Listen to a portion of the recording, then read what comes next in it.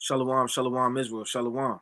It's Brother Raya. I want to give all honor and glory to the Most High God, Yahweh, by Hashem Mashiach, or Malak, Yahushua.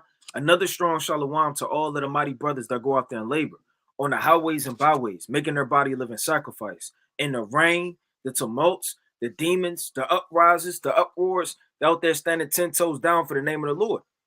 Another strong shalom to all of the mighty brothers that are not out there as of yet, but building themselves up, reading, praying, fasting, being diligent, taking notes, steadfast, doing everything they could do to put themselves in a position to shake the hand, to wake up the hopeful elect. Another strong shalom to all of the mighty Akwaf in this thing, actually sincerely reverencing their husbands, being teachers of good things to the children at home, being quiet, shamefaced, submissive, loving, steadfast, cooking, sewing, cleaning, doing all of the righteous acts of our foremothers on fire for the Lord. Another strong shalom to all of the Akwaf that are not married as of yet, but they're building themselves up, reading, praying, fasting, doing everything they can do, right, to push everything they have to do to magnify the name of the Lord.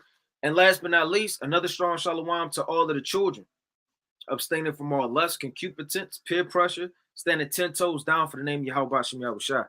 Right, this is going to be an in-depth breakdown on our father Abraham, huh? Right? So Abraham is our father.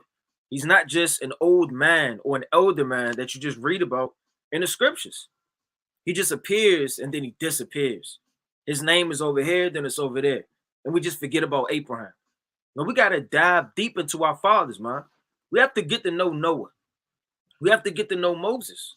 We have to know the in-depth mysteries and things that the Lord gives us on Yahweh Shah. We have to know as much as we can about our forefathers. They paved the way. And it was a reason through the spirit that the Most High chose those men.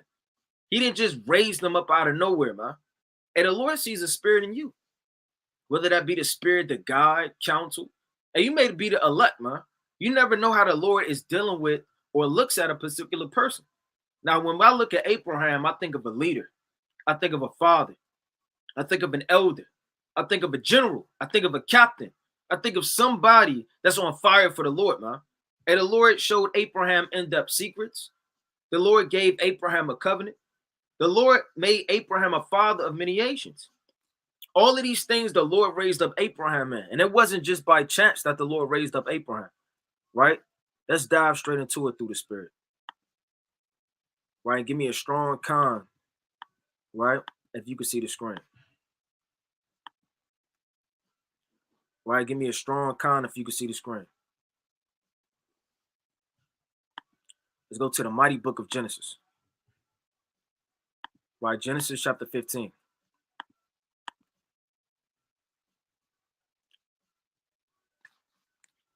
Now, the book of Genesis, it starts off, when you get into it, going into Abraham, it's a lot of mysteries, and hidden in plain sight, just like when you read the book of Genesis, the 3rd chapter, going into what?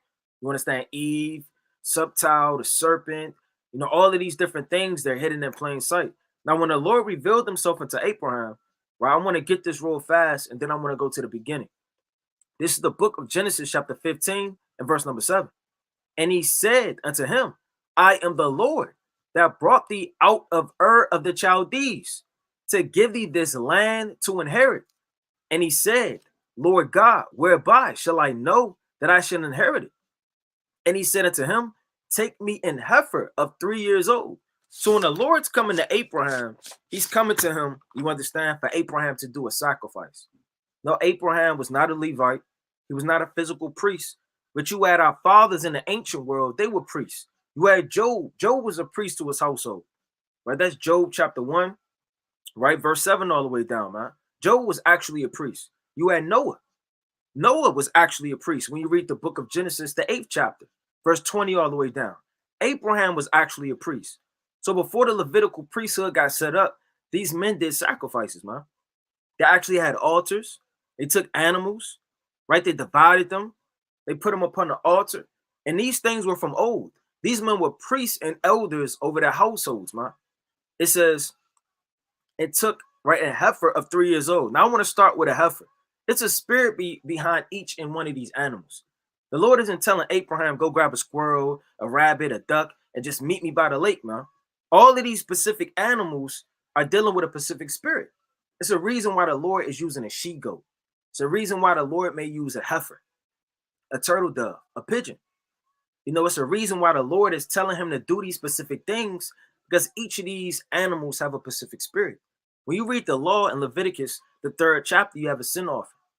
But you got a peace offering, right? Leviticus, the 4th chapter, you got a sin offering, right? You got a peace offering, a sin offering, an ignorance offering. And each one of these different animals brings on a different spirit for the Lord to use as an animal, right, for his offering. Now, let's start with the heifer. Right, let me get this quick precept. So if you have ears to hear, the Lord is telling Abraham to do a mighty sacrifice, right? Let's go to it.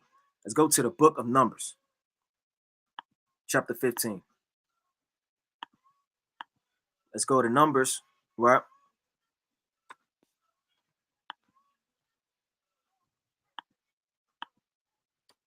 Chapter 19 and verse 2. It says, "This is the ordinance of the law which the Lord hath commanded, saying, Speak unto the children of Israel that they bring me a red heifer." Now, if you don't know what a red heifer is, because you may not,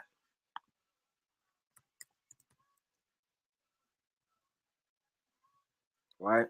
Just in case brothers that don't know.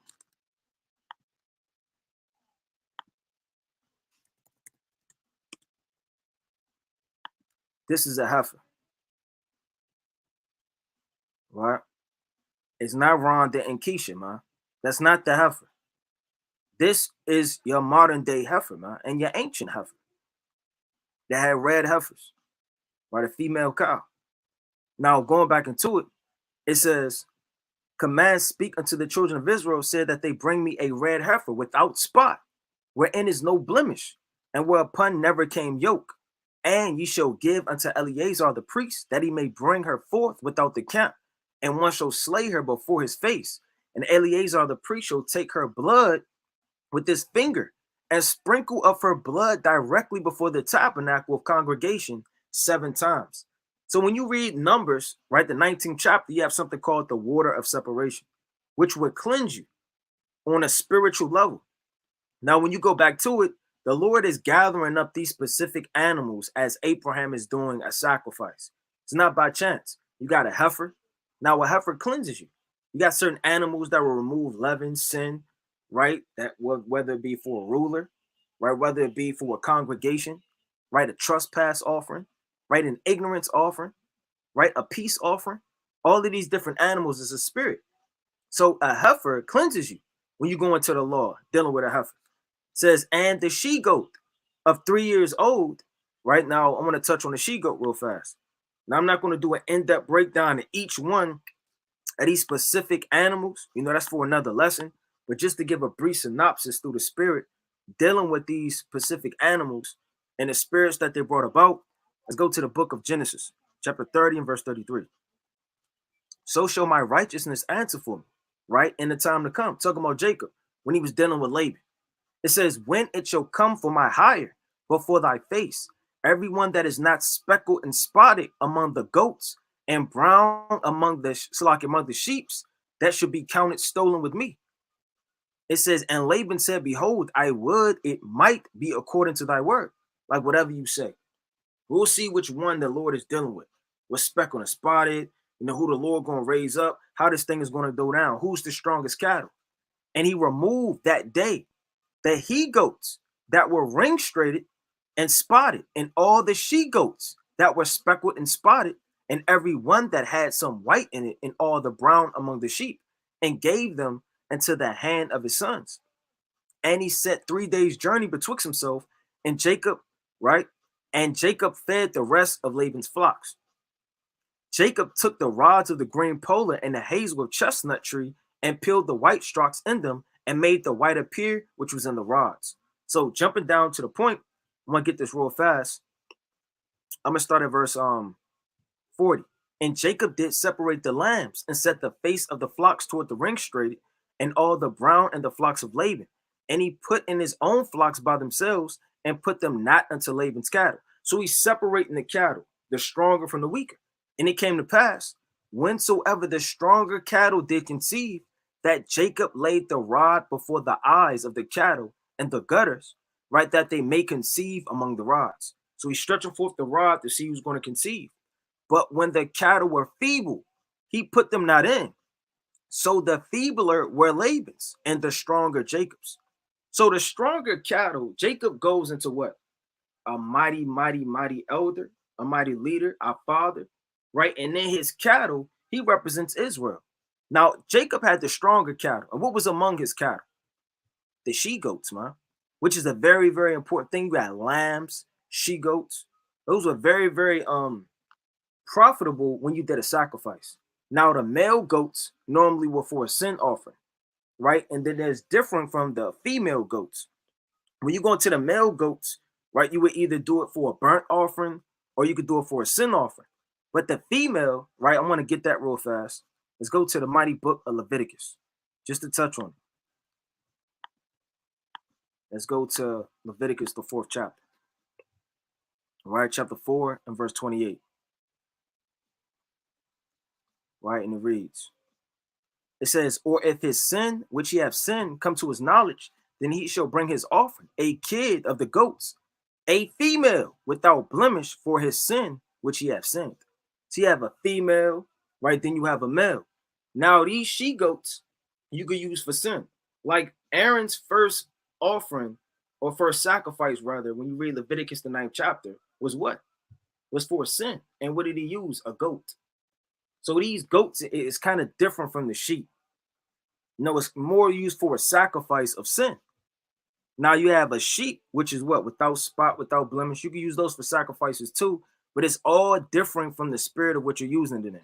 Now you got in Genesis, Abraham, he has an heifer, which cleanses you. He has a she-goat, which can also be used for strength, and it could be used for a sin offering. So he's taking on these animals with these different spirits. It says, and a ram of 3 years, and a turtle dove, and a young pigeon. So going into the ram, going into the turtle dove, going into the young pigeon, he isn't just gathering up what he could find at that exact moment. The Lord is very strategic and specific. So it's a reason why he's getting these specific animals. Now, let's touch on it. Let's go to real fast, Leviticus, the 1st chapter. Right, let's go to Leviticus chapter 1, and let's start at verse number 10. And if his offering be of the flocks, namely of the sheep or of the goats, for a burnt sacrifice, he shall bring it a male without blemish. Right, going into that. It says, and he shall kill it at the side of the altar northward before the Lord, and the priest Aaron his son shall sprinkle his blood round about the altar. Right, so you got what? Going into it again, the goats and the sheeps. Those are primarily used for burnt offerings, and then you have sin offerings. Now from there, I want to go to Leviticus chapter 4 and verse 23. This Leviticus, right, chapter 4, and I want to start at 23. It says, or if his sin wherein he have sinned come to his knowledge, he shall bring his offering, the kid of the goats, a male without blemish. Right? Now let's go to the book. Let me see what I want. Leviticus chapter 1 and verse 14. Let's go to Leviticus chapter 1 and verse number 14. And it reads, and if the burnt sacrifice of his offering to the Lord be of the fowls, the pigeon shall bring his offering of turtle doves or of young pigeons. So you don't just grab any fowl to do a sacrifice. You would get a turtle dove or you would get a young pigeon. Now, for people that don't know what turtle doves is, let's go into it. Let me just type in doves. You got doves, turtle doves. Then you also have pigeons. So the Lord would use those for a sacrifice. You would divide them, right, as you go into it. It says, and if the burnt sacrifice, so you have a burnt offering, you have a sin offering, a burnt offering, a trespass offering, a free will offering, right, a peace offering, right, an offering of the lips, the calves of your lips. You got all these different offerings. The Lord is bringing all of these together for one great sacrifice. It says, then he shall bring his offerings of turtle doves or of young pigeons. Now in the law, if you didn't have money, to bring, an offering of like a flock, you would bring a turtle dove. Now, if you didn't have enough money for a turtle dove and you were kind of poor, then you would bring, flour. Let's get that in the book of Numbers.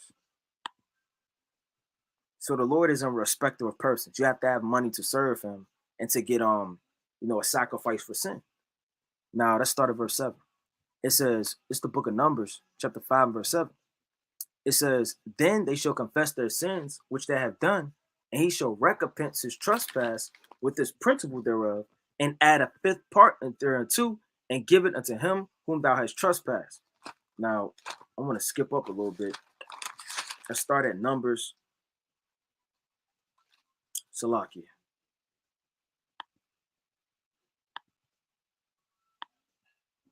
Bear with me.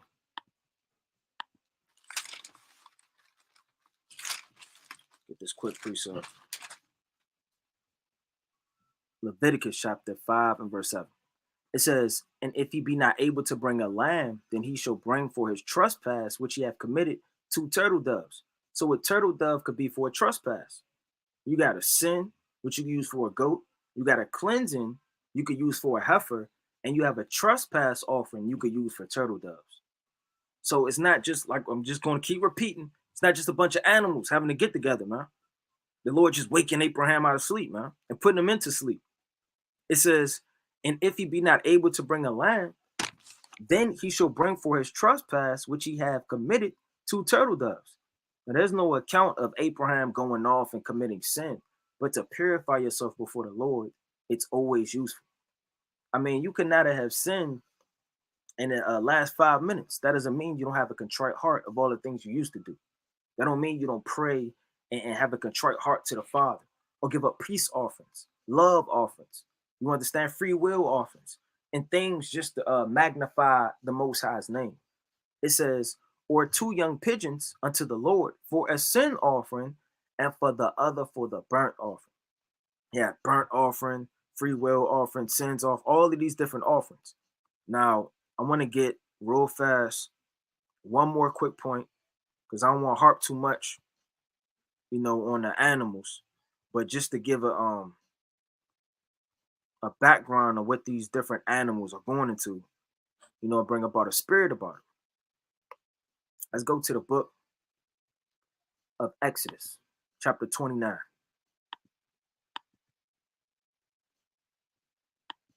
It's Exodus chapter 29. I'm going to start at 20. So when Aaron was anointed, what happened? It says this. I'm going to start at 19. I'm going to start at 18. And thou shalt burn the whole ram upon the altar. It is a burnt offering unto the Lord. It is sweet savior, an offering made by fire unto the Lord. And thou shalt take the other ram, and Aaron and his son shall thou put their hands upon the head of the ram, and thou shalt kill the ram, and take his blood and put it upon the tip of the right ear of Aaron. Now, when Aaron was getting consecrated, his sons, they were entering into the priesthood, when they were getting anointed, all of these different things by Moses. When you read the book of Sirach, chapter 45, and verse 15 all the way down. Let me get that real fast.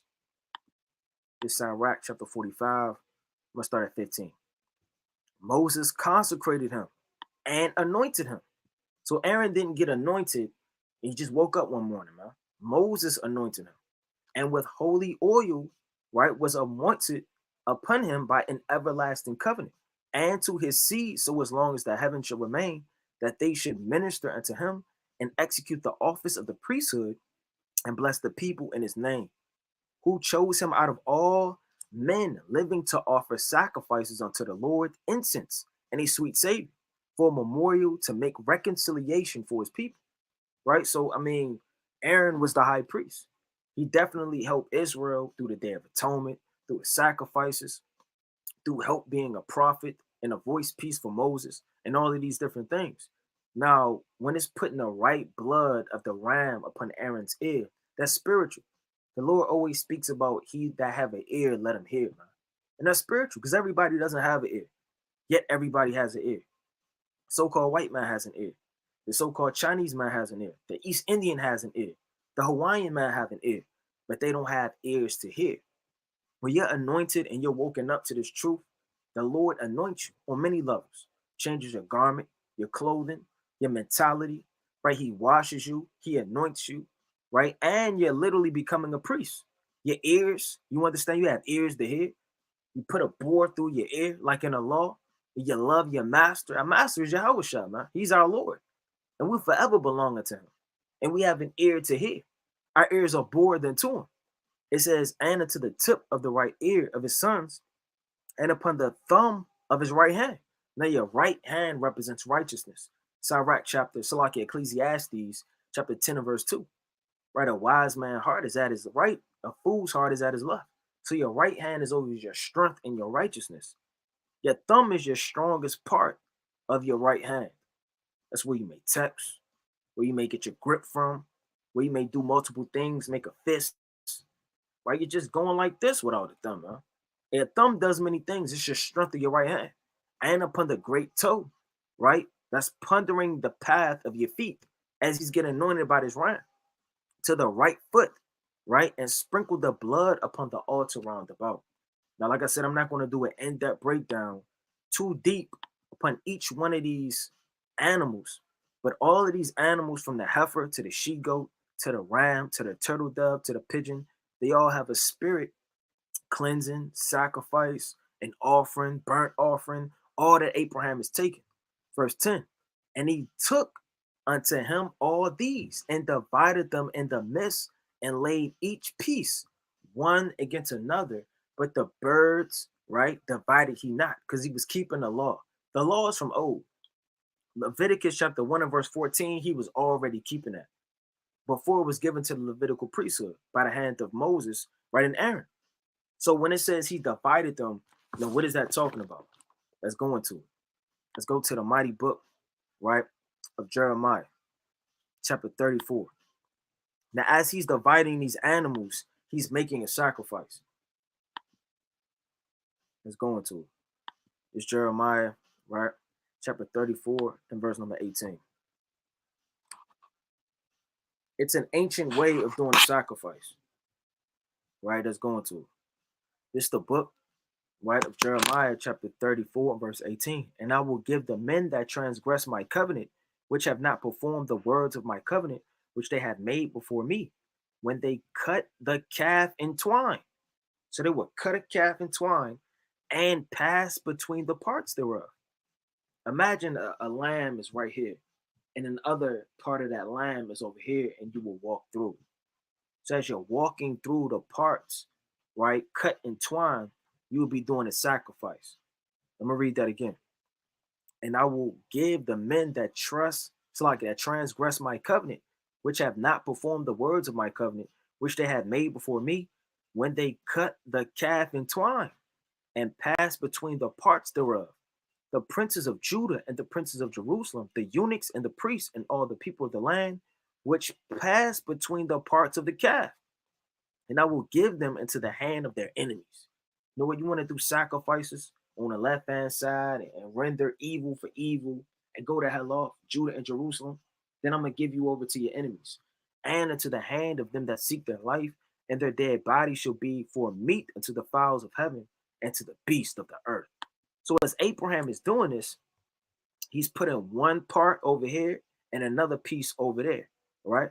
It says, verse 11, and when the fowls came down upon the carcass, because that's what they would do, right? When you read the book of Revelation, the 19th chapter, going into the fowls gathered together for the great supper, you have vultures, eagles, kinds, all type of creatures and fowls of the air that would feast on it. Abraham drove them away.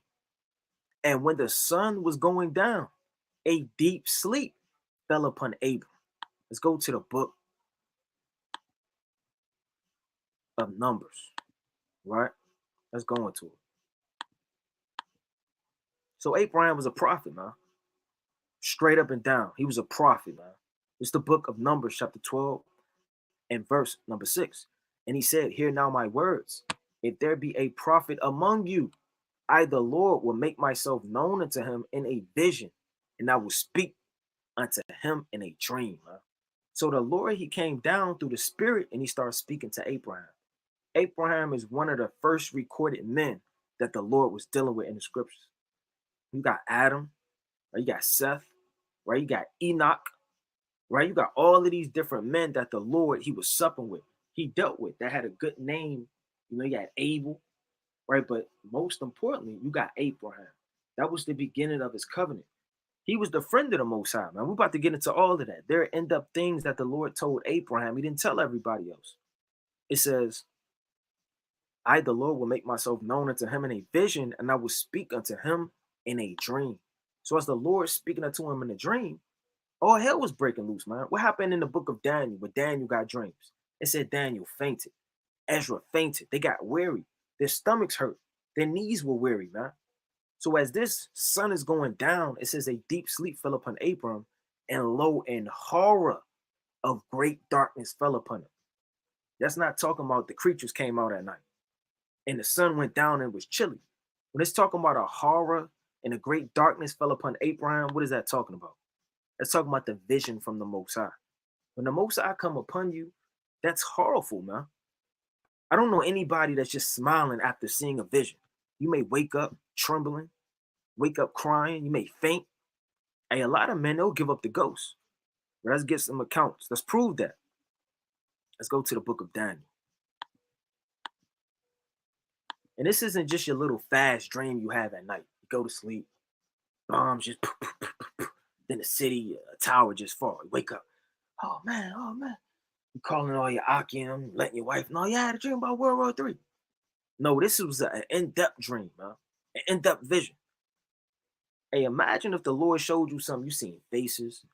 Hey, when Ezra seen a vision, he seen Yahweh Shai, crown being placed upon all the Israelites' head. He seen the second wilderness. He seen destruction. He seen World War III. He seen Jacob's trouble.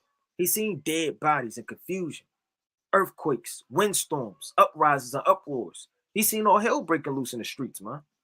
And that had him horrible. It's the book of Daniel, chapter 7, right? And I'm going to start at, this whole thing is fire. Verse 15. I, Daniel, was grieved in my spirit in the midst of my body, and the vision of my head troubled me. So he was grieved, his spirit in the midst of his whole body. The visions had him troubled. He didn't know what to do. Hey, you're feigning this thing, man.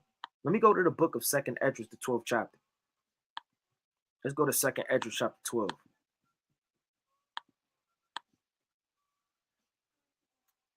This whole thing is fire. But I'm going to start at verse 4. It says, Lo, this hast thou done unto me, and that thou shouldst like it searchest out the ways of the highest. Lo, yet I am weary in my mind. So when a real prophet gets a dream, it's a wearisome vision. You know, Habakkuk said, you know what? Were thou angry with the mountains and the waters? The way he was smiting them? It says, and very weak in my spirit, and little strength is there in me, for the great fear wherewith I was afraid in this night. Check that out, man. So you got to get into the mind of Abraham as he just completed the sacrifice, and now the Lord is entering into a covenant with him. And that's going to what? That's going to faith and works. Because Abraham had faith and works. The Lord just pick him up out of the dust, blow the dust off, and just make him a king and our father from old, man. So he had works. He did sacrifices. He was a father, right? I mean, he was a prophet. The Lord, he walked with the Lord physically in the flesh. We're about to get into all of that, man. It says, and he said unto Abraham, know of a surety that thy seed shall be a stranger in the land that is not theirs, and shall serve them, and they shall afflict them 400 years. Now, we're not about to go into the in-depth breakdown, but that's the children of Israel entering into Egypt. We were in Egypt in the captivity.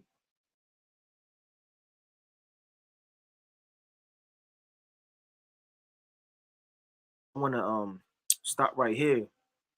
Now, during the time that this was going on or taking place, let's go to Genesis chapter 12. But let's start at Genesis chapter 11, when the Lord, called Abraham, called him in the 12th, but he was born in the 11th. Let's go into it. It's the book of Genesis chapter 11, and I'm going to start at verse 25. Now, Abraham, he comes from the mighty line of Shem. You got Shem, Ham, and Japheth. You got Ham, right? The African nations. You got Shem, right, which we come from, the Israelites. And then you got Japheth, right, which are your Pacific Islanders. your people of Fiji, right? Your Aboriginal, Australian, some of them, right? You have your Seminoles, your Semites, right? You have your Hawaiians, your Samoans rather, and you have your Hawaiians, right? The other men, mixed in there of those tribes, right? Those men on those isles. So out of those three sons, we come from Shem, and that's where you have Abraham. Now, Abraham, when you go into it, says, and Noah lived 90 and 20 years and begot Terah. Now, Terah, so like Noah lived after he begot Terah in 119 years and begot sons and daughters. And Terah lived 70 years and begot Abram, Noah, and Haran. So you got Abraham's father, and then you got Abram, Noah, and Haran. Check this out. Now, these are the generations of Terah. Terah begot Abram, Noah, and Haran begot Lot. So when you pick up in Genesis 11, there's also history that you read about in the book of Judith that's not covered when you go into the book of Genesis, that 11th chapter, which is a little bit hidden. We're about to go into it real fast. It's the book of Judith, right? Chapter 5, and I'm going to start at 7. It says, and they sojourned herefore in Mesopotamia, talking about the descendants of the Israelites.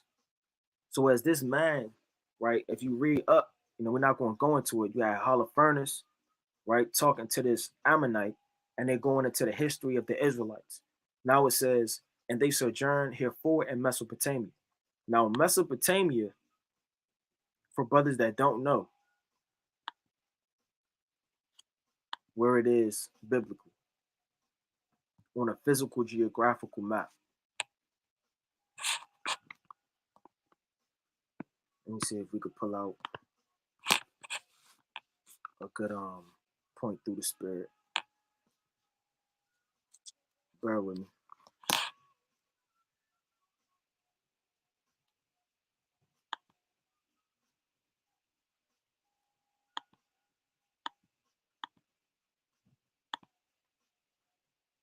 Let me see if we can get it a little bit bigger. Okay, you got Mesopotamia. Now, Mesopotamia kind of runs, through your modern day Syria, Iraq, along this region right here. So this is where the inhabitants will be dwelt at, right? Going into it a little bit more.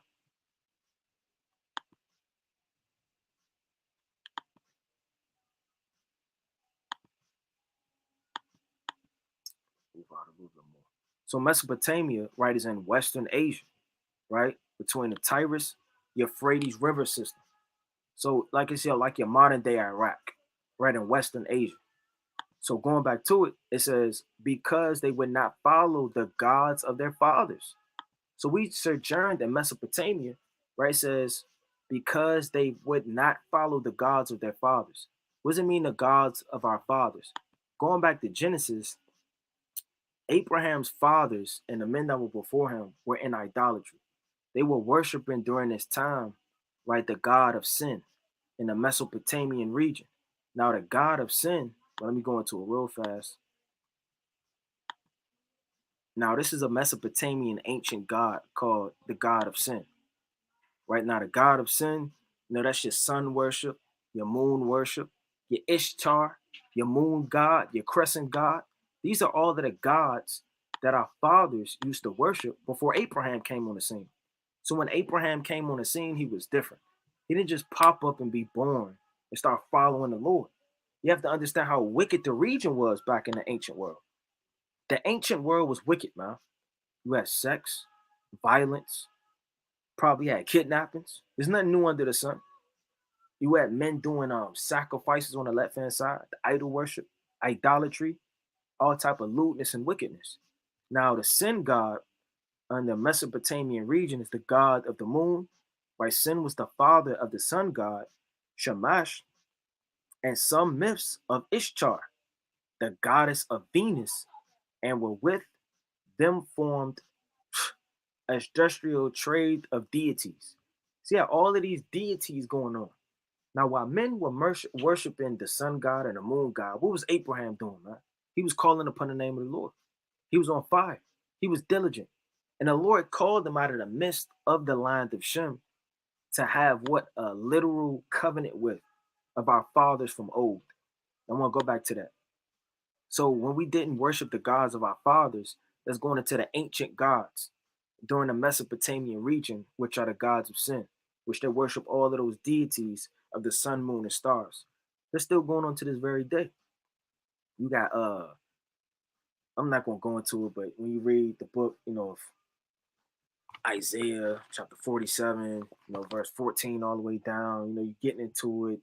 Wisdom of Solomon, the 13th chapter, various precepts going to idolatry through the sun, moon, and stars. They was even doing that in the Babylonian captivity. They're worshiping the goddess, right? The queen of heaven. Now it says, for they left the way of their ancestors. What was the way of our ancestors? Worshiping the deities of the sun, moon, and stars. So Abraham was so strong, he had to separate from everything his fathers had taught him. Now, what did your fathers teach you? Christianity, wear your suit, slick back your hair. People probably tell their children to put contacts in and clip their heels with their Stacey Adams, and for sisters to wear a top hat, put stockings on, and wave a fan in church. Should we follow the way of our ancestors? Only thing we're going to follow is the law, statutes, and commandments from the Most High God. All praise to the Most High if our ancestors walked in that. But if they didn't, we got to do what Abraham did, man. Go against the grain. Go against the world. The world was moving in a different spirit than our father Abraham, huh? It says, and worship the God of heaven and the God of whom they knew. So they cast them out from the face of their gods, and they fled into Mesopotamia and sojourned there many days. Check that out. Then their God commanded them to depart from the place where they sojourned and go into the land of Canaan, where they dwelt, and there Salakia, and were increased with gold, silver, and much cattle. Now I'm not going to read that, but nevertheless, the Lord, he grew Abraham. There's no account of Abraham having all of these different things, but the Lord grew him over time. He had much cattle. He was rich. And you can't give a nigga money. You don't want to give a nigga money. You give a nigga money, it's gone, spent. You give him $300, he's spending on some jeans, a new chain, right? Some Timberland boots. It's gone. What does a real man do? A wise man, he grows a kingdom. He buys cattle, land, and Abraham had confederacies of the land. So not only was he a father, he was also a general. 318 armed servants. He had servants, right? He had maids unto his house, servants, maids. He was a general. So all of those things he was ruling as the Lord was with him. It's as if he had his own kingdom, right? Let me go back, right? So I wanted to pick up that quick point, how Abraham, how he came about, how he departed from the gods of his father during that region that were going off in idol worship. And let's go to the book of Genesis, chapter 12. Let me get this quick point. It's the book of Genesis, chapter 12, right? And I'm going to start at number 2, right? It says, and I will make thee a great nation, and I will bless thee, and make thy name great, and thou shalt be a blessing. And I will bless them that bless thee, and curse him that curse thee. And in thee shall all families of the earth be blessed. So how deep is that to pick this man to be the progenitor, right, of Isaac, literally to Jacob, to all of the Israelites, of thousands of seed to keep his covenant, man.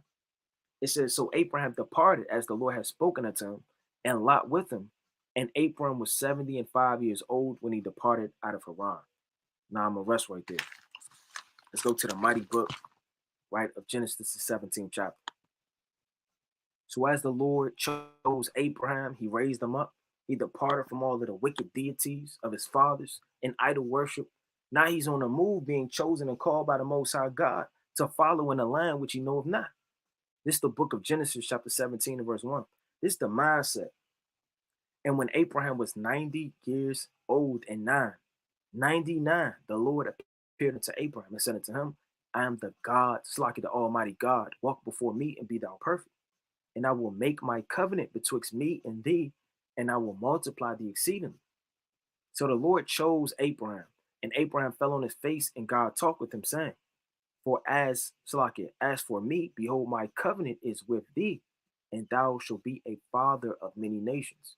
Neither shall thy name no more any more be called Abram, but thy name shall be Abraham, for a father of many nations have I made thee. So when the Lord changed your name, that's spiritual. No, he changed you from being Daryl, right, to being Gabar. Right? He changed you from being damn Tony, right, to being Zion. Or he changed you from being damn Ricky to being whatever the case may be, man. All of these different words and different things that come about that actually putting a spirit upon you. The Lord changed Jacob's name to what? To Israel.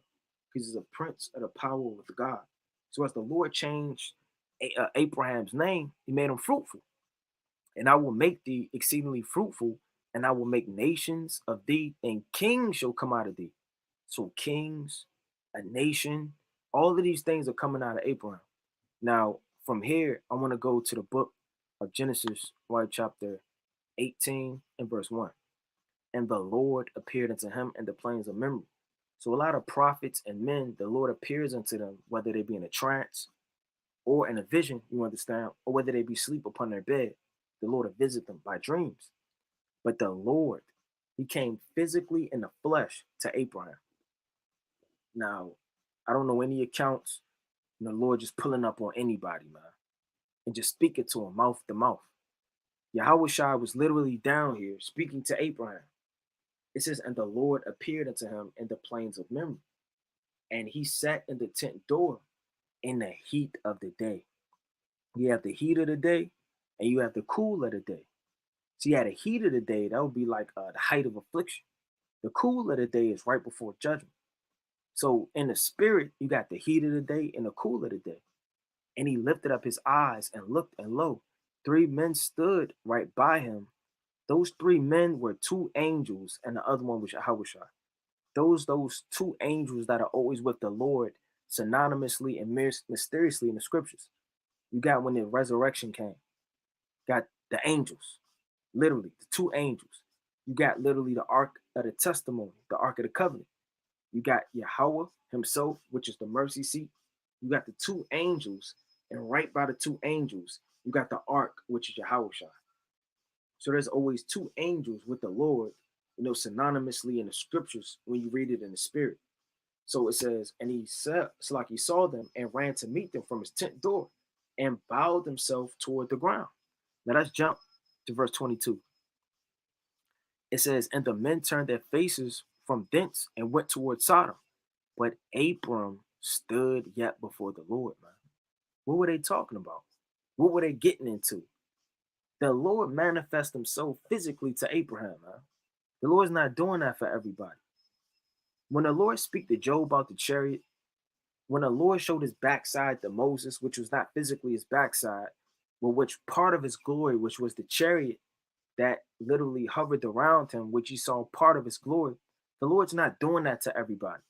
You get lucky if you get a dream at night, man. I mean, brothers lose their mind when they get a mystery dream. I seen a faucet, and it was dripping. Then I seen fire, then a candle. It got blown out. Then it reappeared. Then I saw an angel. Brothers will lose their mind, man. They'll call in all of the deepest brothers. What does this mean? What do you think this means? Right? You're calling upon the name of the Lord, trying to find that brother that's Joseph back on the earth. How many men I literally can say that they walk with the Lord Yahweh? It says, but Abram stood yet before the Lord, man. Now, from here, I want to jump to verse 33. It says, and the Lord went his way as soon as he had left communing with Abraham. Huh? Let's look up that word, communing. Let's go into it. It's Genesis chapter 18. And let's go into verse 33.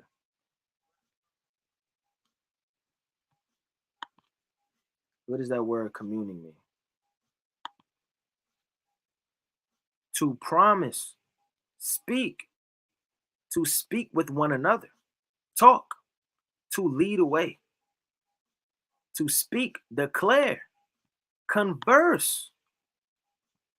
The last time I checked, man, the Lord, he spoke to Ezra in a vision, in a dream. Wasn't an in-depth conversation back and forth, man. A promise, a warning, threatening, sing. So imagine conversing back and forth with the Lord, man. I mean, straight up and down, just conversing with the Lord, man. Now, let me get this quick precept. Let's go to the book, right, of Psalms. It's the mighty book of Psalms, right, chapter 25 and 14. The secret of the Lord is with them that fear him, and he will shew them his covenant. So if the Lord ever revealed the covenant to you, made a covenant to you, you fear him. Not only do you fear him, but the Lord said he will show you his secrets, man. The secret of the Lord is with them that fear him.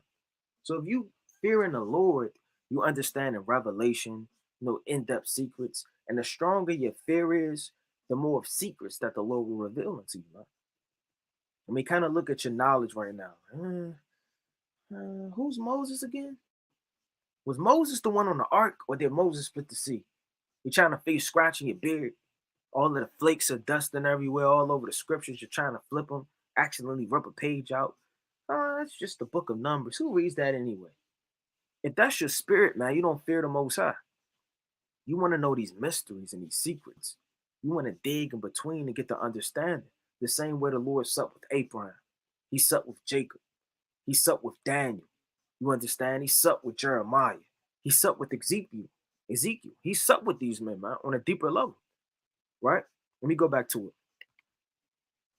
Now, going back to Genesis, I want to jump to 17 real fast.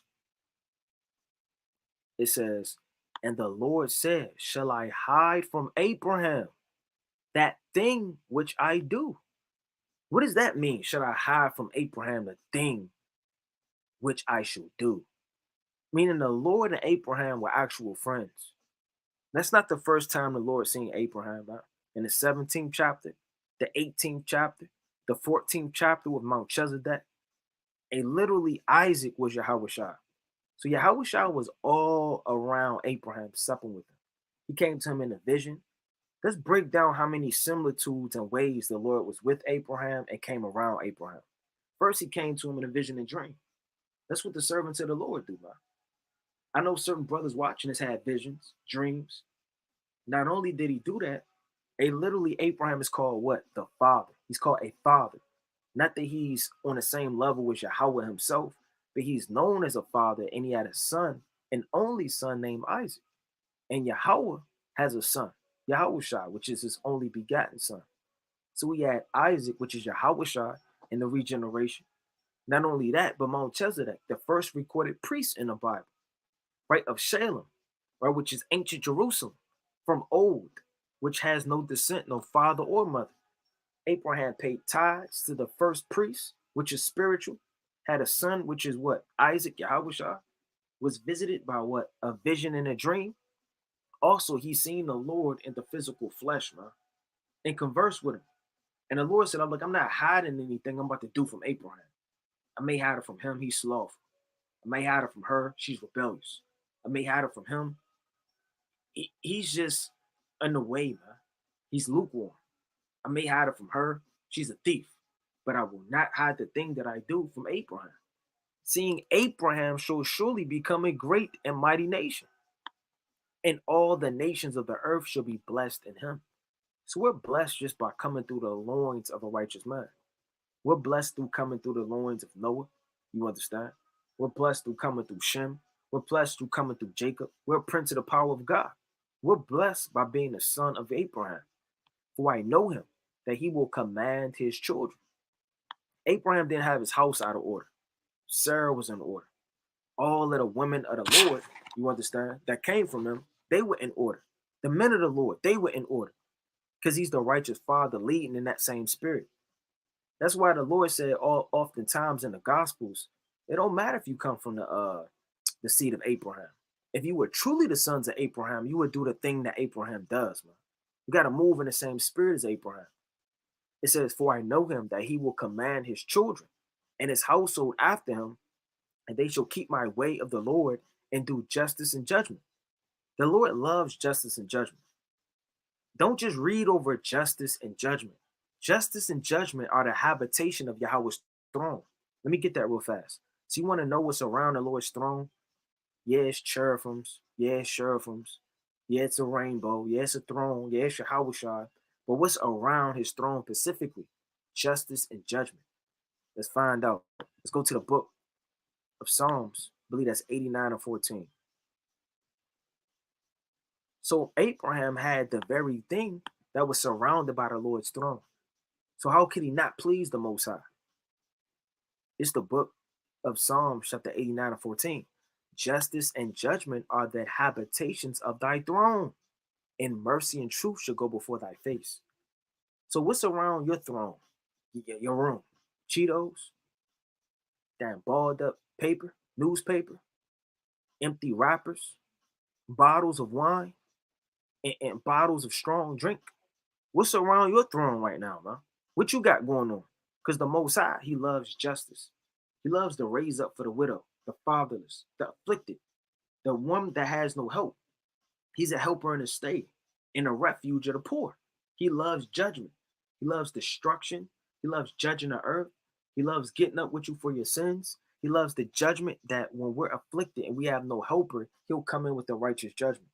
Or if it's a husband overruling his household and the wife has no helper and who's going to be my judge, the Lord loves executing judgment. So let me read that again. It says, to do justice and judgment, that the Lord may bring upon Abraham that which he has spoken of him. So on a deeper level, Abraham knew how to please the Lord. If you don't know how to please the Lord, you gotta go back to the milk, man. Go back to building things up. Go back to that solid foundation so you can have a strong stay. So as you continue to build, you can increase with wisdom, knowledge, understanding, direction. All of these things too build you up and keep you strong. If your foundation is all crooked and you're working on the third floor, just trying to keep up with the other master builders, brother, you got work to do, man. Let's go to the mighty book, right, of Matthew, chapter 1 and verse number 1. Let's go to it.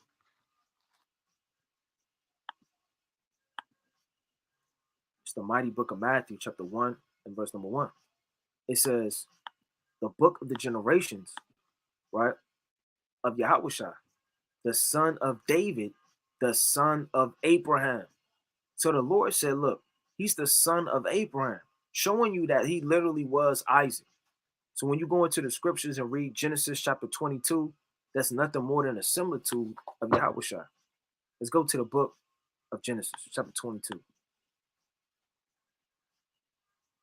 Shalaki. It's the book of Genesis, chapter 22.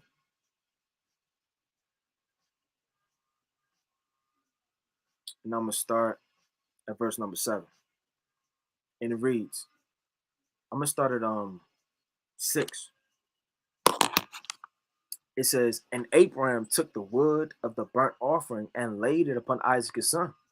And he took the fire in his hand and a knife, and they went both of them together. And Isaac spake unto Abraham his father and said, my father. And he said, here am I, my son. And he said, behold, the fire and the wood, but where is the lamb for the burnt offering? So Isaac didn't know what was going on, man. He was a sheep led to the slaughter. He was innocent, blameless. It says, and Abraham said, my son, God will provide himself a lamb for the burnt offering. So they went both of them together. And they came to a place which God had told him of, and Abraham built an altar there and laid the wood in order and bound Isaac his son. There's no account of Isaac bucking up. Isaac saying, get out of here. And he's putting the rope down while Abraham grabbing more rope or getting the knife together, sharpening it up, or praying upon the name of the Lord. He's trying to get out of that situation. No, he was very, very, very meek. And he took that. This is all spiritual. And laid him on the altar upon the wood. And Abraham stretched forth his hand and took the knife to slay his son. And the angel of the Lord came unto him out of heaven and said, Abram, Abram. He said, here am I. And he said, lay not thine hand upon the lad, neither do thy anything unto him. For now I know that thou fearest Yahweh. So if you fear the Lord, man, you got to have actions behind it. You can't be just a gamesayer and a talker and a murmurer and somebody always saying you're going to do something, man.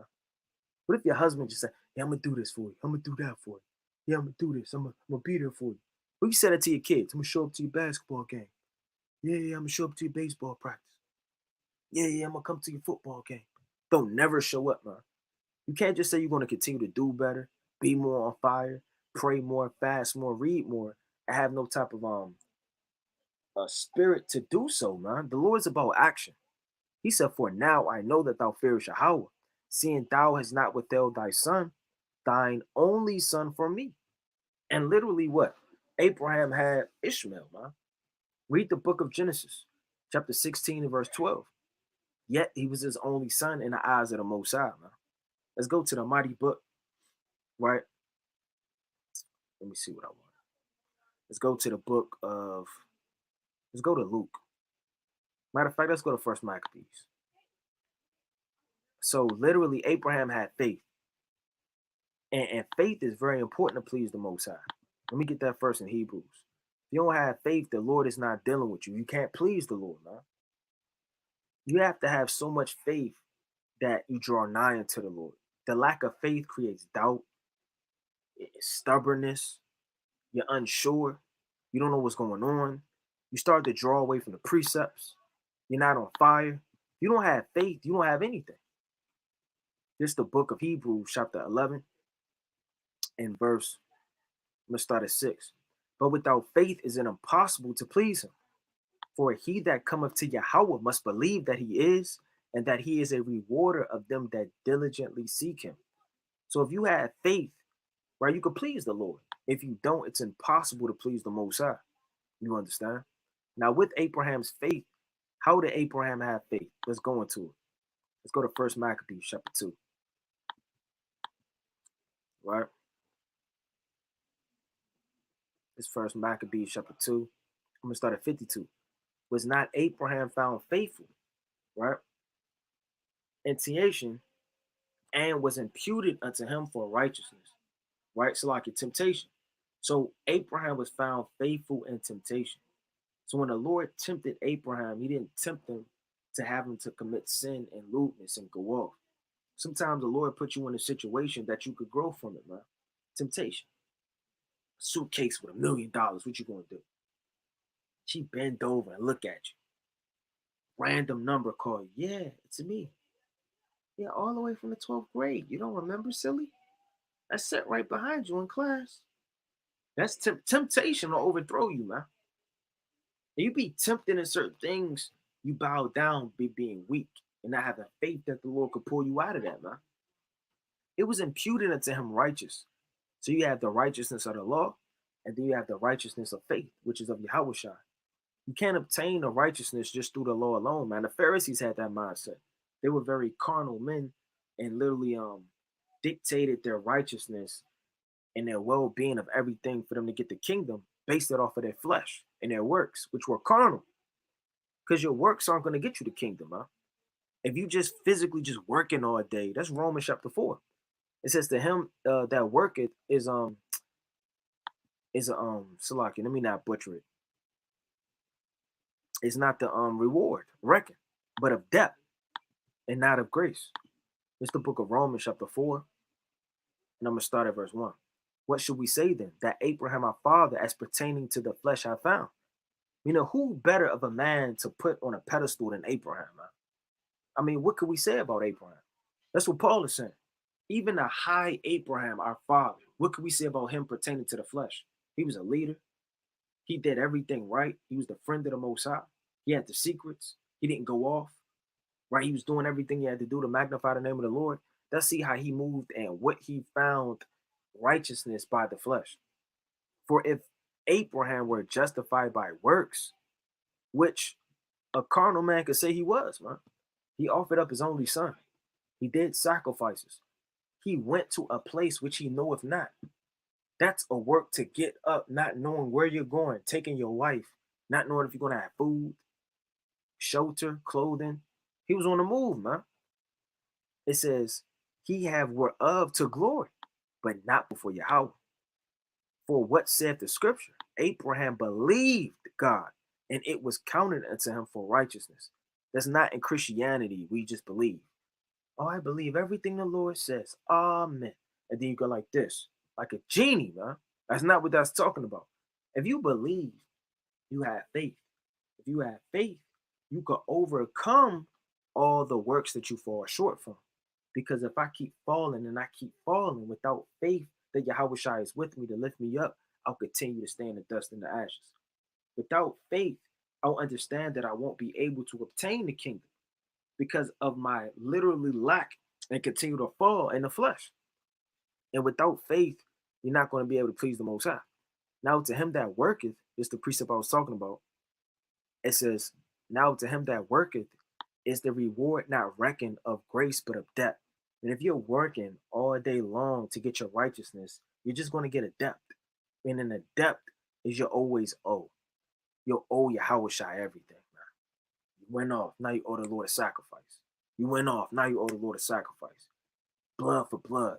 Committed adultery, now you need death. You're always going to owe the Lord, man. The Lord came to set you free and to redeem you, not to put you in bondage and have you owing him, man. What happens when you get locked up? They got something called the bond or a bail bondsman. And then on bond, $10,000, $100,000. You got to pay 10% of that, man. What happens if you don't? You're locked up. You got to pay up, man. The Lord came to set you free out of that. So even through all the righteous works that Abraham did and the things that he brought forth, he still couldn't glory before the Lord. And his true righteousness was of the grace and not of debt. But to him that worketh not, but believeth on him that justifieth the ungodly, his faith is counted for righteousness. Right? Let's go to the mighty book of let's go to it. Let's go back to Maccabees, first Maccabees. I want to read that again. It's first Maccabees chapter 2 and verse 52. Was not Abraham found faithful in temptation and was imputed unto him for righteousness? So that righteousness was for Abraham through the faith that he had in the Most High. Let's go to the book of James. Get this real fast.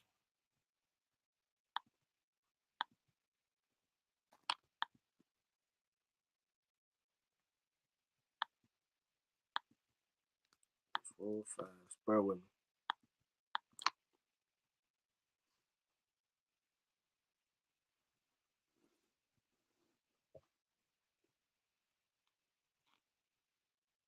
It says, for as the body without the spirit is dead, so faith without works is dead also. So you can't have faith and not have works. Because if you want a job, brother, go apply for it. Go out and go get one. Go on an interview. Put on a suit and a tie, man. Put some shoes on your feet. Take your flip-flops off, man. Go do what you have to do. Can't just pray all day. Lord, just bring me out of this one, man. You think the so-called white man is going to come knock at your door? Yeah. Knocking at your door. You waking up 11 o'clock, 11:30 in the afternoon. Open up the door. Yeah. I mean, I just had the strange sensation of going a 30-minute jog to the hood just to knock on his door. Something just told me to knock on it, man. I mean, are you interested in employment? I mean, and if you are, I have a pen right here and a piece of paper right there. You just go like, yes, all praise to the Most High. No, you have to have some type of works in this thing, man. And what about Noah? Noah had to have the works to build the ark, man. So the men of the Lord, they have to have works along with their faith. Let's go to the mighty book, right?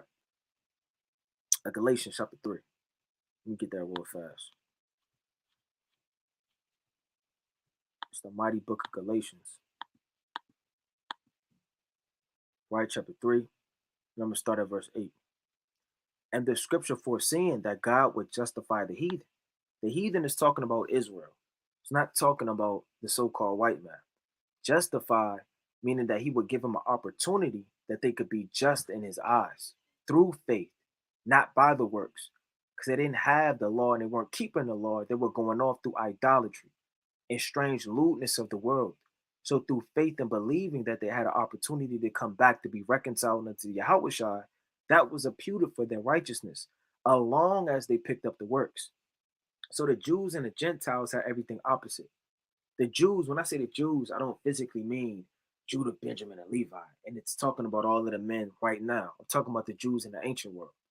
Those men, they didn't have faith. They all worked of depth. So when you read the book of Romans, the third chapter, right, the second chapter, I mean, all of the chapters, it's all going into the Lord, justifying, you understand, the heathen, and condemning and letting them know that, look, they're going to be brought toward the faith too. It's not just all about you. Because it used to be precepts, right? Like the classic. Let me get this real fast. I don't want to pull too many precepts, but let's go to John chapter 4 and verse 22, the classic.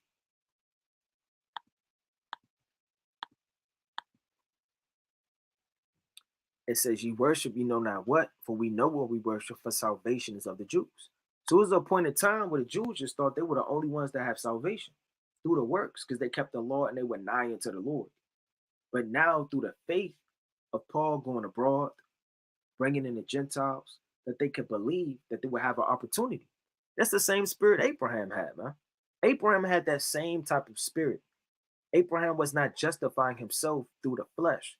He justified himself through the Most High and his beloved Son Yahweh Shai by having faith. Let's prove that though. Let's go to the book of Genesis, real fast, chapter 17 and verse 19. 17, well, we can get that. Let's start at verse 9. It says, "And God said unto Abraham, that thou shalt keep my covenant, therefore thou and thy seed after thee and their generations. This is my covenant, which ye shall keep between me and you and thy seed after thee. Every man child among you shall be circumcised." Now he called Abraham and said that his seed should be circumcised. "And ye shall circumcise the flesh of your foreskin." How old was Abraham? 99 years old. So, I mean, when you read the 15th chapter, he departed from the gods of the Mesopotamians all the way in the 11th chapter. He was called to go to the land of Canaan in the 12th chapter. Covenants were given in the 15th chapter. So why is Abraham even talking to the Lord if he's uncircumcised? That would be the same way as those Jews thinking you have to circumcise yourself for the Lord to deal with you, man. The Lord was already dealing with Abraham from the beginning because of his faith, the spirit he had. That don't mean you take the Christianity, ball it up, you make it a doctrine, you put it in the dryer, you dust it off, and then you spray paint your own understanding upon it, man. You water down the gospel, man, and the true understanding of Yahweh Shem Yahweh Shai. Because the Lord was dealing with Abraham way when he was uncircumcised, through his spirit and zeal to serve him. "And ye shall circumcise the flesh of your foreskin, and it shall be a token of a covenant betwixt me and you." So not only did he have faith, but in a proper time and season, he had what works. It says, "And he that is 8 years old shall be circumcised among you, every man child in your generations. And he that is born in the house or bought with money or any stranger, which is not of thy seed." Well, I'm not going to read all the way down, but he said, plain upon table, it's a covenant through the flesh. You have a fleshly covenant, and then you have a promise, a spiritual covenant, right? It's not of our flesh, certain covenants, man. The rainbow, it's not of our flesh. We can't feel it. But it's a covenant through the spirit that we know through the Heavenly Father by having faith that the Lord would never do what? He would never flood the earth again, man. So, I mean, the flesh is going to bring you destruction and the covenant to be bound by. Not that we don't keep it to this very day, it goes along with works. But definitely it starts with what?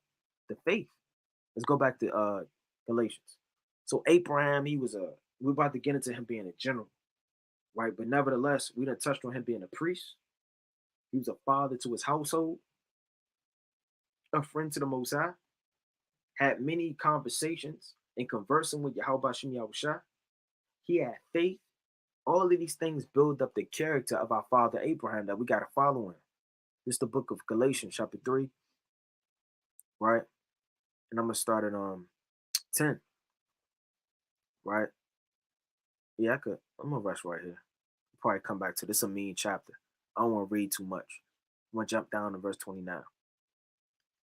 It says, "And if ye be Christ's, then are ye Abraham's seed and heirs according to the promise." What does that mean?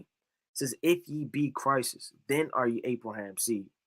See, a lot of people read Galatians and they get jammed up. Abraham's seed.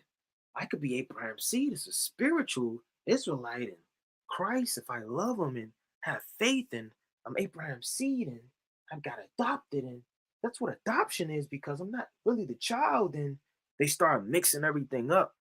Next thing you know, they're in choir, clapping and singing and dancing, and they're thinking that they're going to receive salvation when the Lord has a great condemnation for the wicked. Christianity put a toll on our people, and it's the cesspool of the wine, of the fierceness of the wrath of our fornication. Because if America's going to seduce you, how do a lot of creeps, pedophiles, and wicked men seduce people, man? Through drugs, through wine, through strong drink. A lot of women, they get taken advantage of because they're drunk.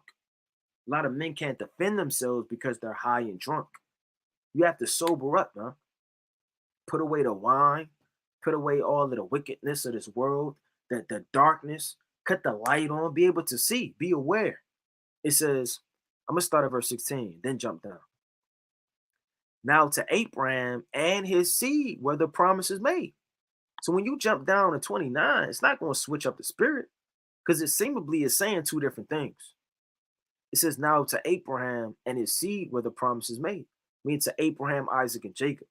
He saith not to seeds as of many, and then not to Ishmael, not to the sons of Keturah, not to the Midianites, not to none of these men, these strange nations, but as of to one, and to thy seed, which is Christ.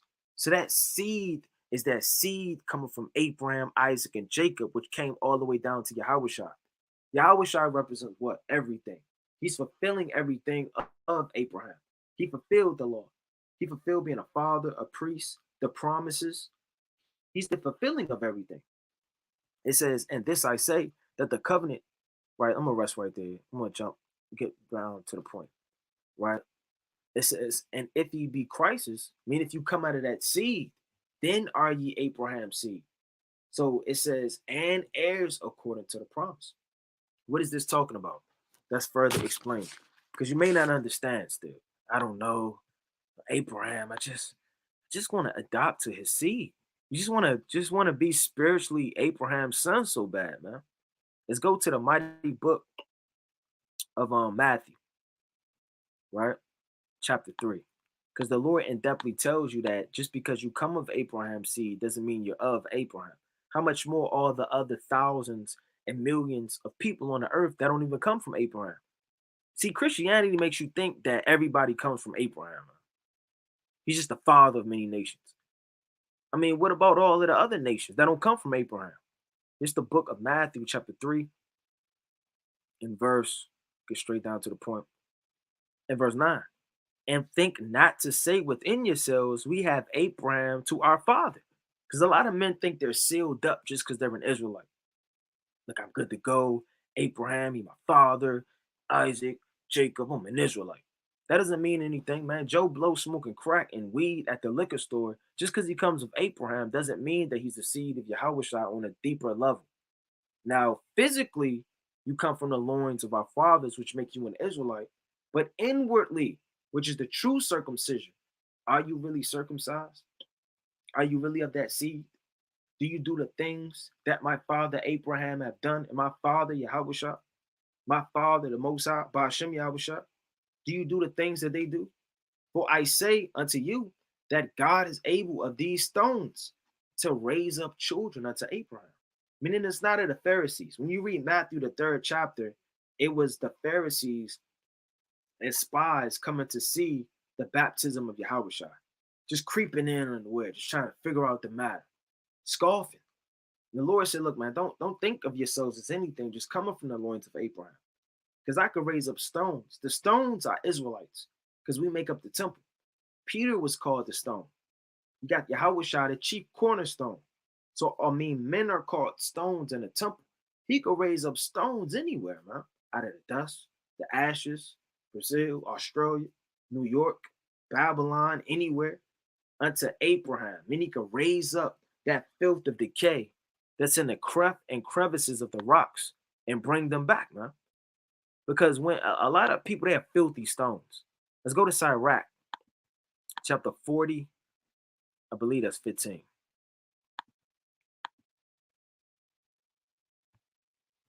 Sirach chapter 40 and 15 says, the children of the ungodly shall not bring forth many branches, but are as unclean roots upon a hard rock. Check that out.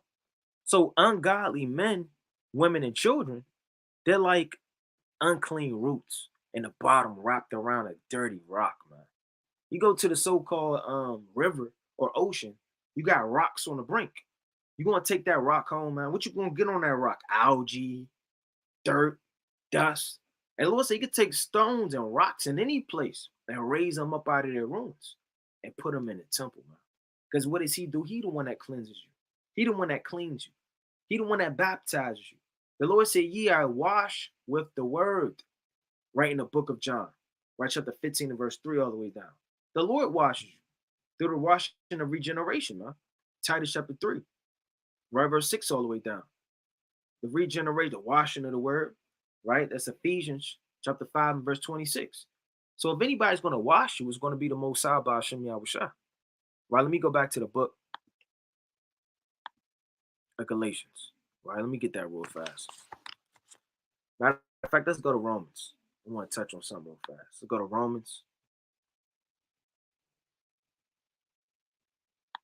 chapter 4.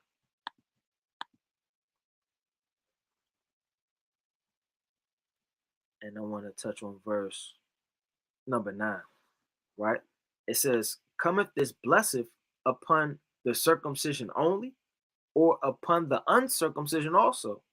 For we say that faith was reckoned to Abraham for righteousness. How was it reckoned then? Salakia, how was it then reckoned? When he was in circumcision or in uncircumcision, not in circumcision or but in circumcision. So when you read Paul's letters, they're kind of confusing. I mean, the way he words things, he says the same thing 5 times. Then the next, he'll give it a pause. He'll change up the subject. He'll bring it in. You understand, with a parable, trying to find out what he's talking about. And to read the epistles, you have to have a strong foundation in the law. If you don't know about Abraham and the history of it, it'll be impossible to read Romans, to find out and understand about the circumcision, the faith, you understand, the bringing in of the Gentiles, the heathens, all of these different things are symbolic. It says, he have received the sign of circumcision, a seal of righteousness of the faith which he have yet being uncircumcised.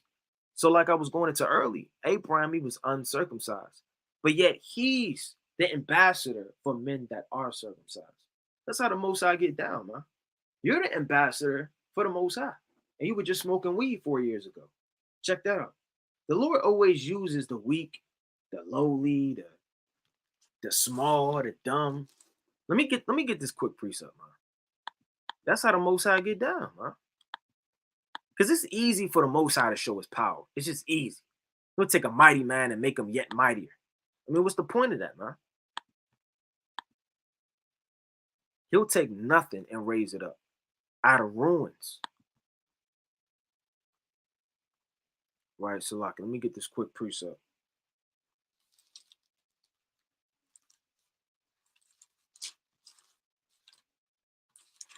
Right.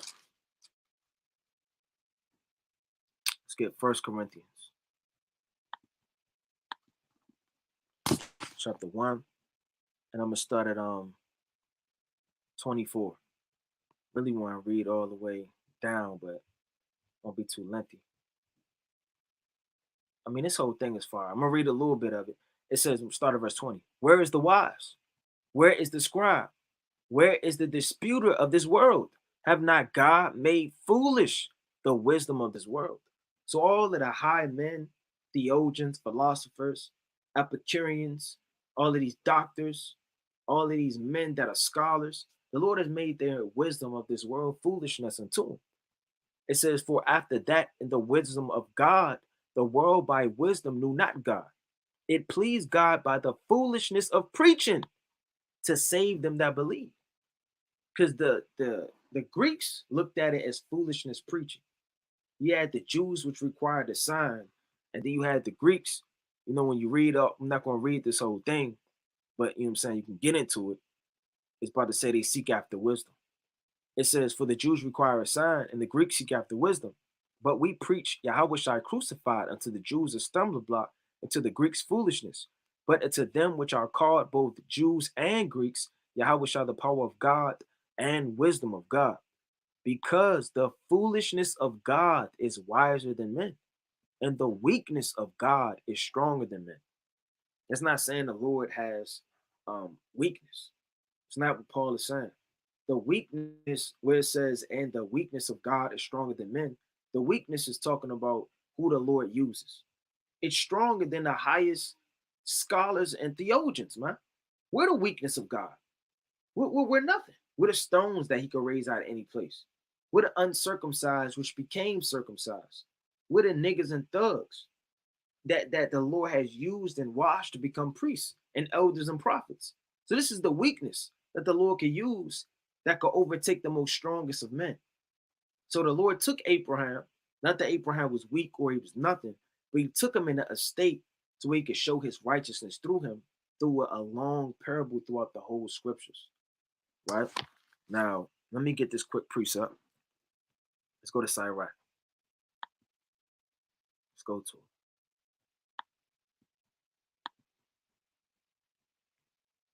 Right? Chapter 44. And I start at 19. And it reads, Abraham was a great father of many people. Check this out. In glory, there was none like unto him. So how can he be so glorious in a state to where the Jews classify men as being wicked by being uncircumcised? Not only that, Abraham wasn't an Israelite. He was a son of God. So how could this man that wasn't even an Israelite, receiving a promise, all of these different things, and this estate be parabolic to all of these things which could be fulfilled in him? It's spiritual, man. It says, in glory, there was none like unto him. When you think of glory of somebody, you think of a big beard, right? He got a beard on his face, right? Walking around, he all cut up. He got the Bible in his hand. He condemning the heathen. He's shaking the hand. He's mighty. He glorious. His garment is flying in the wind. His fringes is smacking the wicked. His fringes got a mind on their own, man. He's walking around the streets, and his fringes smack cigarettes out of people's hands, smacks cell phones out of the wicked hands, smacks people around that's going off and committing lewdness. He's just walking around with the wind blowing, man. That's what the glory of a foolish mentality of a man where he looks at the Israelites are, man. But the Lord doesn't look on the outward. He looks on the inward. Let me get that real fast in 1 Samuel. Right? Let me get that. Then I'm going to get the book of Romans.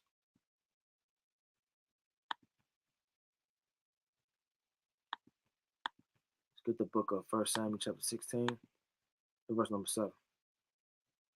It says, but the Lord said unto Samuel, look not on his countenance. So glory doesn't always condemn to your countenance, because you could be gloriful in the ways that you are on the inward part. So why the Lord isn't concerned with the plaiting of the hair, the braiding of this, and all of these different things that you be reading about, man. 1 Timothy, the 2nd chapter, 1 Peter, the 3rd chapter. The Lord cares about what's in your heart. It says, look not on his countenance or on the height of his stature, because I have refused him. For the Lord seeth not as man seeth, for the Lord looketh on the outside, for man looketh on the outward. Your watch. Right, read James, the 2nd chapter, man. Your gay apparel, your nice clothes, your watch, your appearance, your hair. But the Lord looketh on the heart. So Abraham's heart was what? It was circumcised, man. It was righteous. It was fervent. Had a mind to the Lord. It was faithful. It was teachable. It was leadable.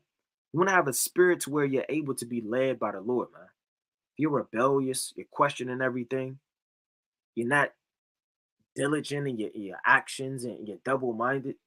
I mean, what man could be used like that, man? Let's go to Romans chapter 2, right? Verse 25. It says, for circumcision verily profiteth, if thou keep the law. But if thou be a breaker of the law, thy circumcision is made uncircumcised. So read, Deuteronomy chapter 10 and verse 16 all the way down, right?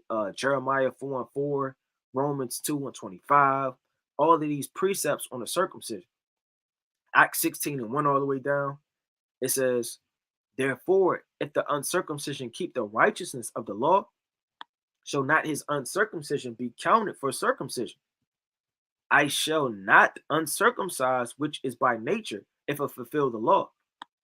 Judge thee, who by the letter and circumcision doeth transgress the law. Meaning, judge. Figure out the matter. By who the letter and circumcision doeth transgress the law. The letter is the law. The spirit, right, are the epistles in Yahushua and the Gospels.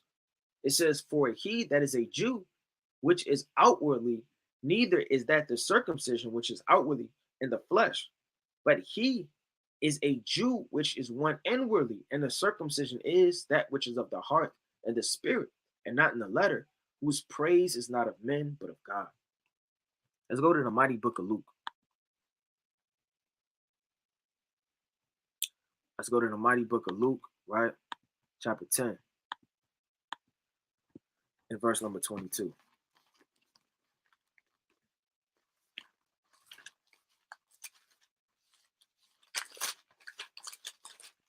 Let me get this quick precept. It's the book of Luke, chapter 10 and verse 22. It says, all things are delivered to me of my Father.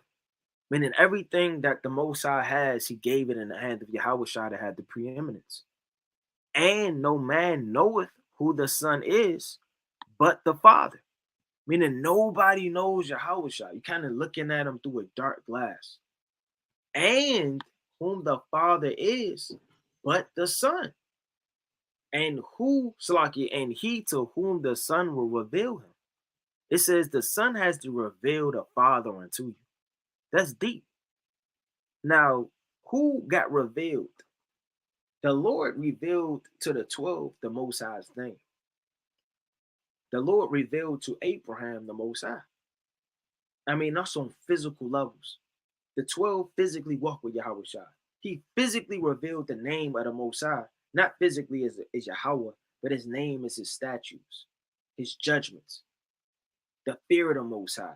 The judgments and the glorious things that are written in code and secret, the parables, the prophecy, these things were revealed. Let me get a quick precept. Let's go to the book right of John.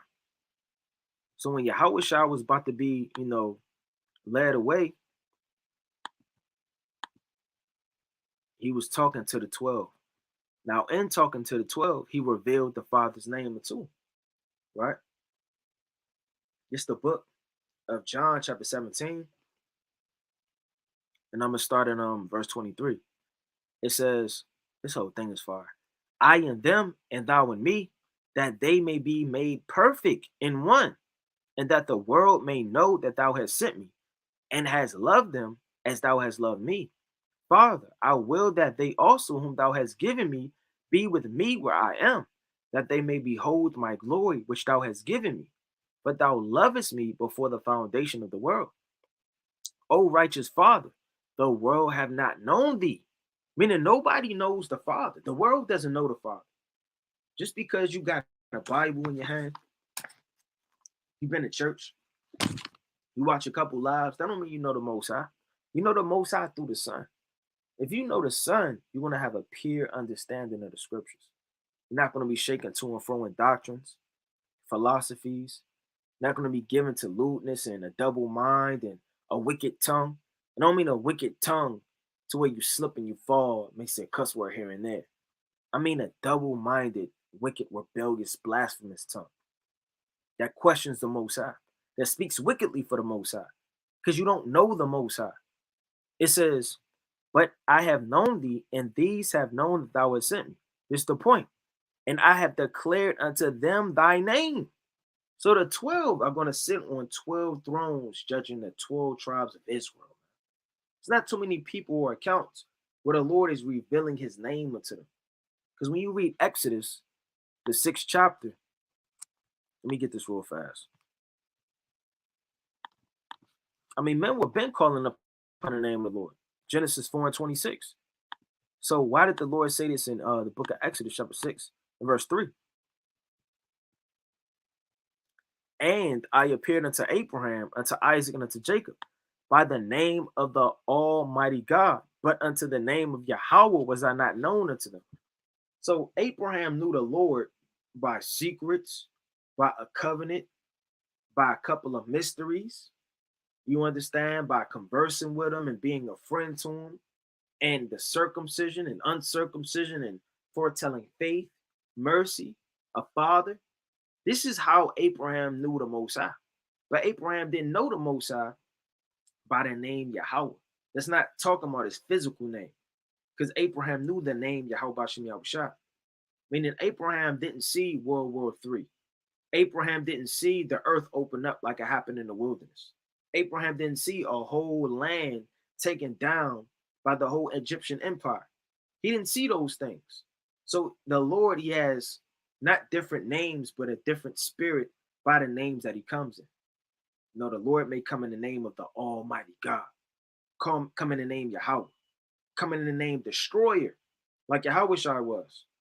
Yahweh may come in the name of a lamb, but he may come in the name of a lion. Genesis, right? Chapter 49. You know, he may come into the name of a lion again, man, in Revelations 5 and 5. You don't know what name and spirit the Most High is coming in that you know him by. And if you do know the Most High, Lord willing, you know, the brothers and sisters watching this, you do. What do you know the Lord name by? You want to make sure that Yahweh Shai is revealing the name of the Lord to you, bro. In many ways, the one, which is spiritual, right? Let me go back to it. It says, and whom the Father is but the Son, and he whom the Son will reveal him. So we know by firsthand, Yahweh Shai revealed the name of the Father, Almighty God, unto Abraham on a physical level. Let's go to the book of John. Let's go to the mighty book of John, chapter 8.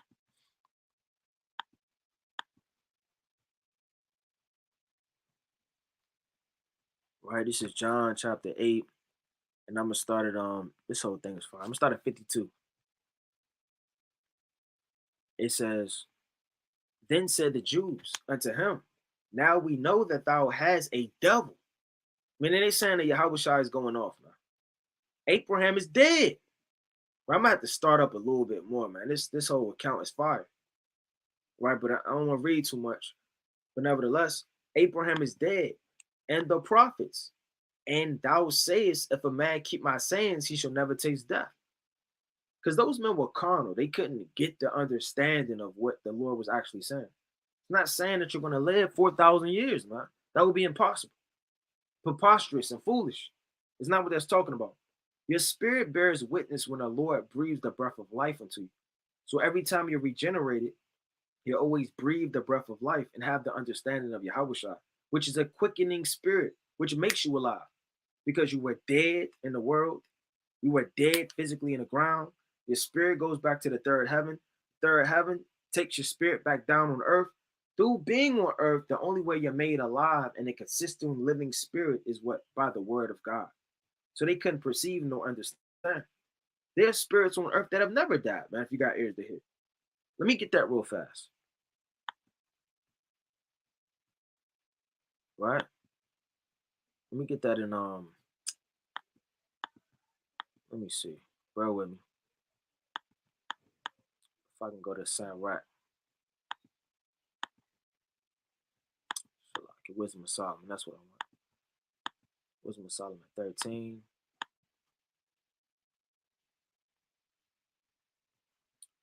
And I'm gonna start.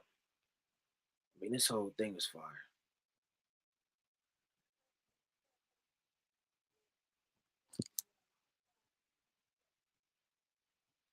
So I can bear with me.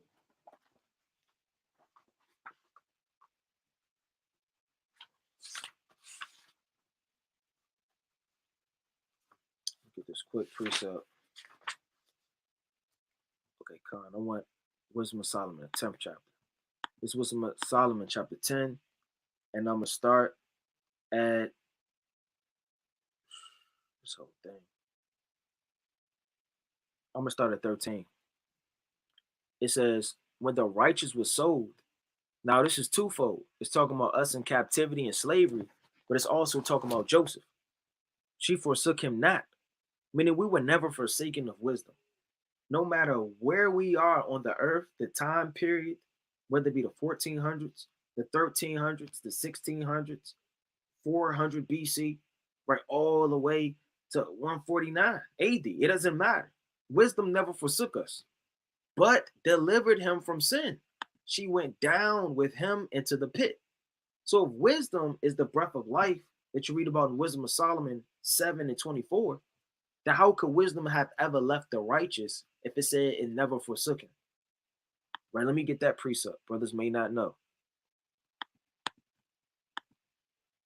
Let me get this real fast. Bear with me.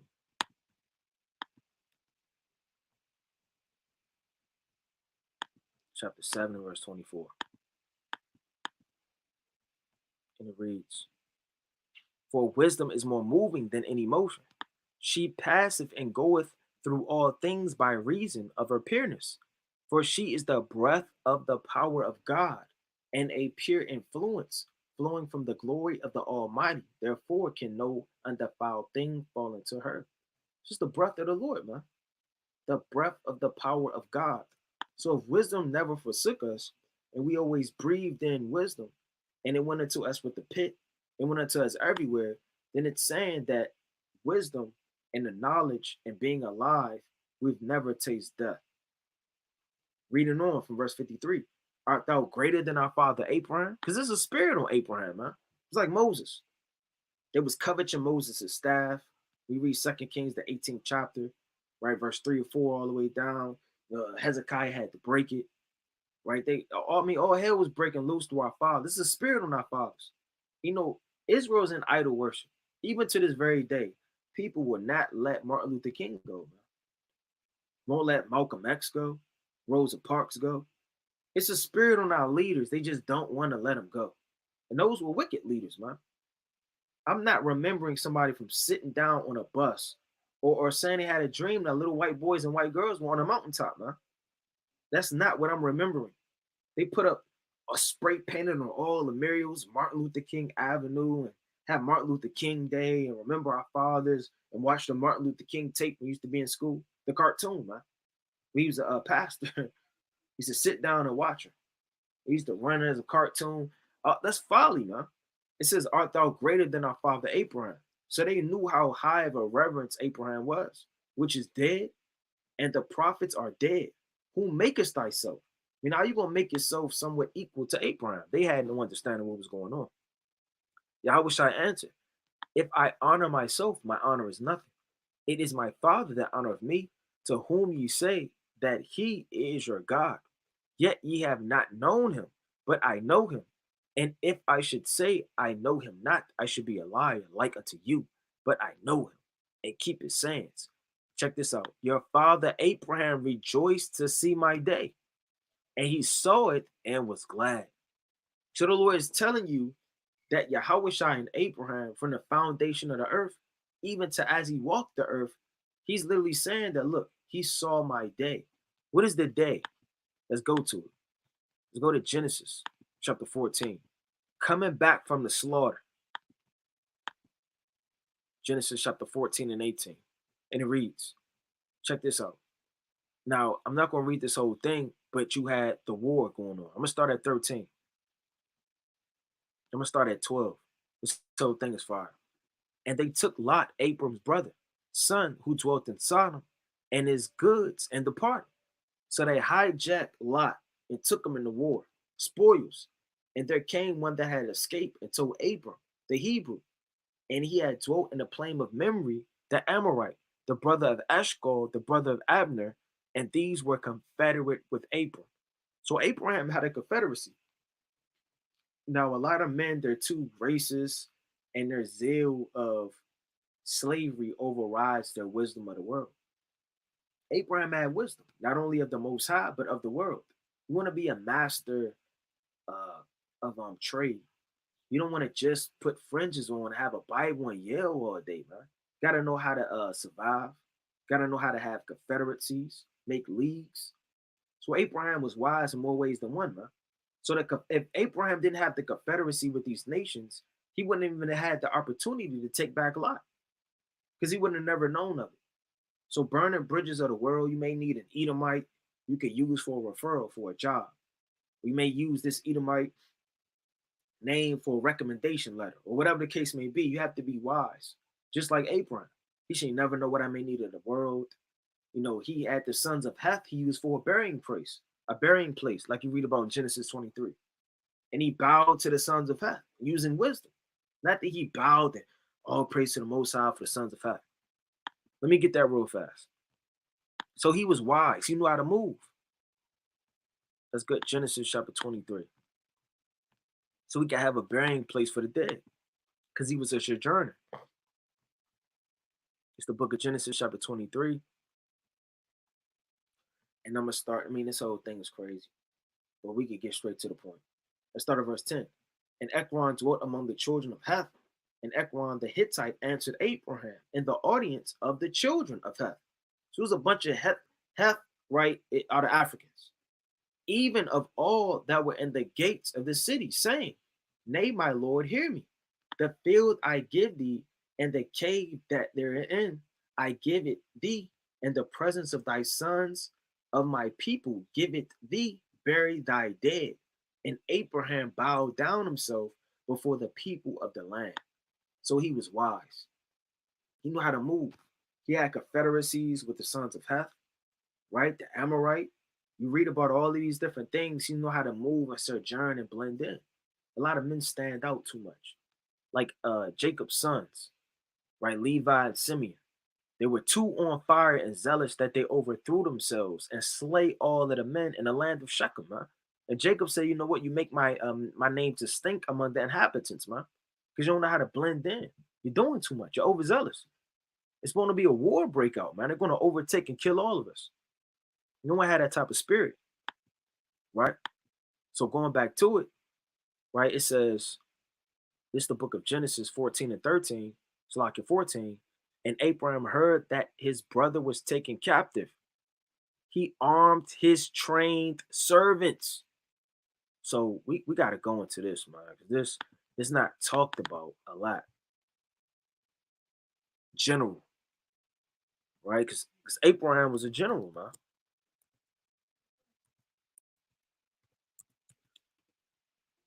This is what a general is, right? Not the so-called white man, right?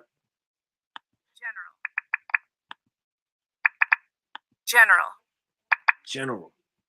Check this out. Salaki.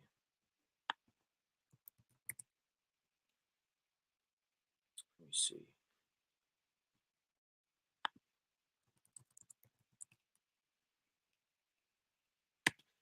See if I can get a proper definition. General.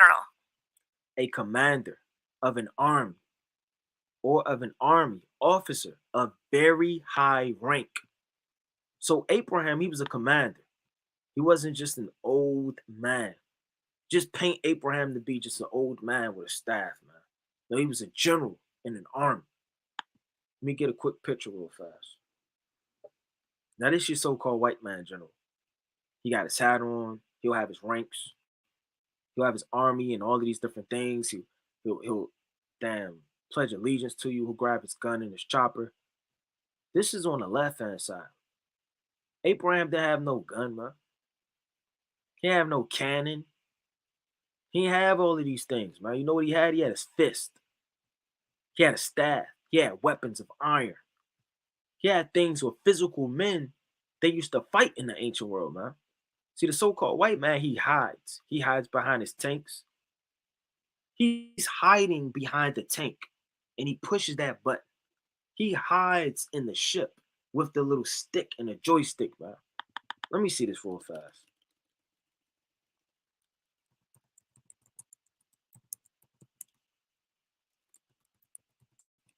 Let me see if I can get it. This is what the so-called white man is, man. This is how he goes to war. He hides. This is who's blowing up the backyard, man. This guy. With a donut in his hand, man.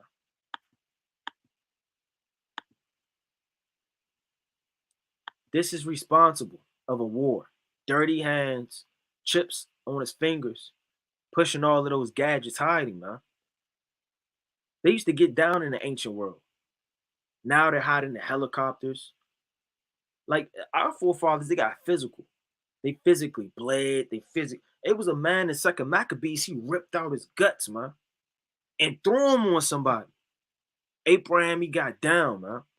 So these men were actual warriors. And it says he trained them. So if you're going to be trained by somebody, then Abraham had to be very, very wise and skillful in war. Right? Let me get that real fast. It says he armed his trained servants. So when you go to war, you got to train your soldiers. Now, the so-called white man, he'll have like a white belt, a purple belt, maybe like a yellow belt, and then you get all the way to the black belt. And he'll train you. You go to jiu-jitsu, right, martial arts. You go through all of these different things to be trained to whether be in his army, to be in a situation to where you're fighting, to you're a warrior, man. But Abraham didn't have all of those things, man. He had the Most High, the Spirit. Those men physically fought. It says born in his own house. So his own house, he trained up these servants. From the youth up, he trained these men up. Now I wanted to get this quick precept if I could find it. Most High permit. Bear with me.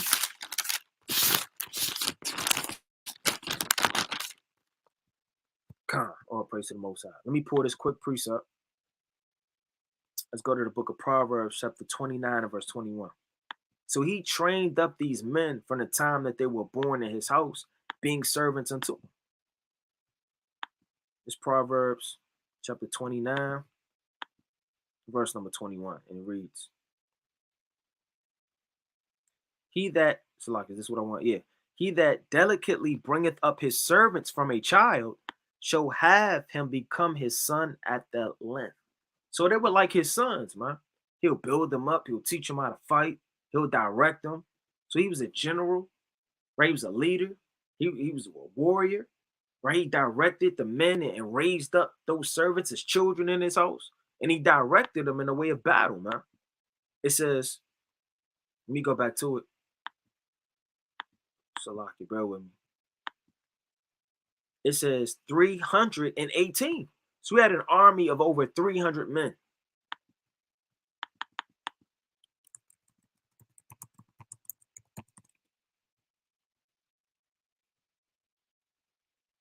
Right? So we had a whole army. Now, we don't have a good picture through the spirit, right? But he had something like this, and he led them all in the world. So when he got the news that Lot was taken captive, I don't know if he blew a chauffeur, we don't know. But he rounded up all of his trained servants, probably put weapons in all of their hands, probably told them it was a drill, probably knew what time it was, man. Because they were already trained from the armor. And then they went to pursue and go to war, man. Let me read that again. And he divided himself against them, he and his servants, by night. So he had strategically went to war by night. And only a true warrior would know how to do something like that. Let's go to Joshua, the 8th chapter. It's Joshua chapter 8. And I'm going to start at 30. So Joshua arose and all the people of war to go against Ali, and Joshua chose out 30,000 mighty men of valor and sent them away by night, man. So if you want to take somebody by storm, anybody knows to take them by night. How was I coming? Like a thief in the night, man. You want to overtake a city, you take them by night. So Abraham, he armed up everything. He knew the drill, man. He divided against himself, he and his servants by night, and smote them. So if you creep upon somebody by night, what happened with Saul and David? He had camped around them when you read the book of 1 Samuel, the 26th chapter. Right? Now I don't got to get that. And pursued them unto Havilah, which is on the left of Damascus. Right? So I want to get something real fast.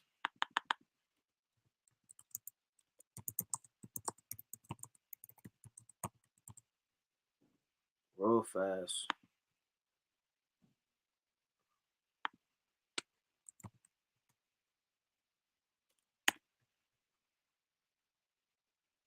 So we got to see how far he actually chased these men. It says, let's follow Abraham all the way to Dan. Abraham chased the culprits as far as Dan in the north, nearly 200 miles from Sodom, within 318 of his servants or soldiers. Check that out, man. 200 miles. Now, you may read the Bible and say this is impossible. These men didn't stop for water. They didn't get anything to drink. They didn't use the bathroom. Abraham was 99 years old. You know, he was an old man. How was this possible, man? With the Most High. The men were a lot stronger in the ancient world. They were a lot wiser. When you read the book of Joshua, the 14th chapter, what was going on with Caleb? Caleb was 80 years old and could still go to war, man. Let's go to the book of Joshua, chapter, I believe, 14 and 10.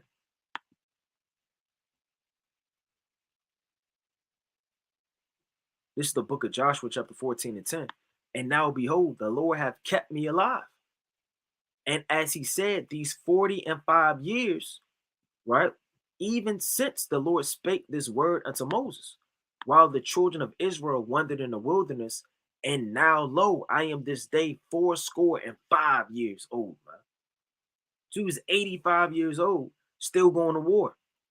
Now you're 85-year-old, he got thick glasses on, he's on the bed, he's on his Monday pill, through Sunday pill. Yet as I am strong this day. So don't think Caleb was the only one. Moses was 120, I believe. When you read the book of Genesis, Deuteronomy chapter 34 and verse number 6. Now I want to hold that precept I got. I'm going to come back to it. And I'm going to get this real fast. It's Deuteronomy 34 and 6. It says, is that what I want? Yep. And he buried him in the valley of the land of Moab over against Beth Peor, and no man knoweth of the sepulchre unto this day. And Moses was 120 years old when he died, and his eyes was not dim, meaning he could see. You got certain people that got glasses on. There's nothing wrong with that. But in the ancient world, I mean, they didn't have glasses. You didn't go to the focal doctor, man. And he put you through the focal lens. And he started jacking up and playing with your eyes, man, and squirting stuff in it. Can't see. Now you got to wear black shades and you got to figure out what's going on, man. How you going to make your way home? It says, and he died and his eyes was not dim, nor his natural force abated. His natural force abated, meaning his back isn't crooked. How you get old and his natural force start to shrivel up and get weak. No, he was the still straight man like he was in his 20s. So Moses, Caleb, Abraham, those men were older men, but yet, you understand, they still had strength, within themselves. Go up, let me get Joshua fast. Yet, Salakia, as yet I am strong this day as I was in the day that Moses sent me, right back when he was 40-something. As my strength was then, even so is my strength now for war, both to go out and come in. Go out to go to war and to come in from war. All right? Now, let's go back to it. It says this. So he pursued them, right? Let's go back to the image. Imagine an 80-plus-year-old man pursuing somebody this far.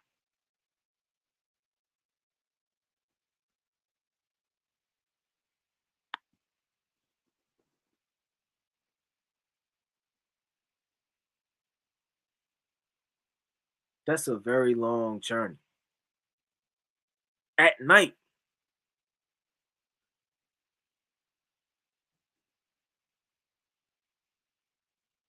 So you can't say that the Most High wasn't with this man.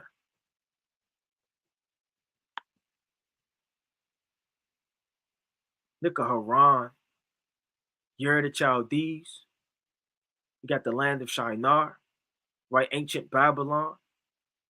Kings of the nations. Did you read about in Genesis, the 14th chapter? You got Haran, right? You got Canaan. So this is on an ancient map, man. He pursued them. Going back to it, pursued them unto Hublah, which is on the left of the hand of Damascus. And he brought back all the goods. So imagine going all of those miles at night, arming your trained surgeon soldiers, going to war. Not only did they go to war, but they had to bring back on that long journey all of those spoils of war, man. So I mean, it kind of make you feel like you're not 1% of the men that were in the ancient world. Your back always hurt. Right? You having a hard time bringing the groceries in. Tired, sick. Right? Got the sniffles. Right? These men were elders, man. They'll put a young man to flight physically. It says, and also brought again his brother Lot and his goods, and the women also, and the people, man. So he brought back all of those things. Getting back to the day that we're reading about, right in John the 8th chapter. It says, and the king of Sodom went out to meet him after his return from the slaughter of Cher and of the king that were with him on the valley of Sheva, which the king's Dale, and Mount Chesedek, king of Salem. Now, Salem is an old ancient way of just saying Jerusalem. Brought back bread and wine. Now, Mount Chesedek is Yahushua, the first recorded priest of Salem, which means Jerusalem. Brought forth bread and wine, because Yahushua is the bread of life, and the wine is his blood. He was the priest of the Most High. By who? Who anointed this man? Because every man anointed under the Levitical priesthood had to be anointed by man. It's Leviticus, the 8th chapter, right? Sirach, the 45th chapter, right? Sirach, the 29th chapter. These men had to be anointed. So who anointed Mount Chesedek? Who anointed Yahushua? These men were anointed through an oath, an everlasting oath, right? And he blessed him and said, blessed be Abram of the Most High God, possessor of heaven and earth. Hold on, let's read that again. And he blessed him. So it was a very, very prudent and high regard to be blessed in the ancient world. That's why Jacob wanted the angel to bless him. You know, before you died, Jacob did what to his children? He blessed them. That's an old ancient way of laying your hand upon them and helping them and regarding them. It's an ancient way. Before you die, you know, you want to hear your father say, I'm proud of you. You want to lay your hand upon somebody. You know, Paul, he laid his hand upon Timothy, man, and the room of the presbyteries. And he gave him the spirit of faith to lead the church after the bishop of Ephesus, man. So these things were real prudent in the ancient world. Now nobody cares. You don't gotta bless me, man. I don't care about my father. I don't care about my mother. It make you feel good when your father say, I'm proud of you. Or hey, the Most High. What's the Most High going to say when he puts a crown upon your head? Ba'ashem Yahushua. Well done, thy good and faithful servant. So he's going to bless you. Right? Let me get that real fast. Let's go into the book of Genesis. Right? Chapter 14 and 19. Right? Let's go into it.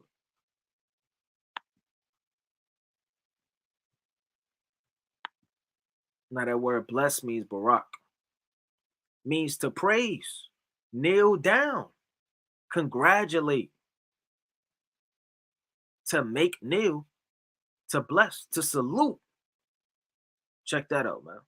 So being blessed means somebody either kneels to you or congratulates you. So when we're blessed, when we receive the blessings, which we now receive the curses, but in the latter end, when we receive the blessings, all the nations of the earth, they're going to bow down to us, man. They're going to actually kneel because we're blessed.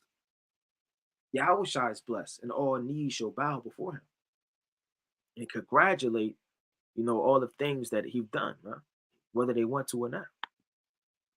It says, and he blessed him and said, blessed be Abram of the Most High God, possessor of heaven and earth, man.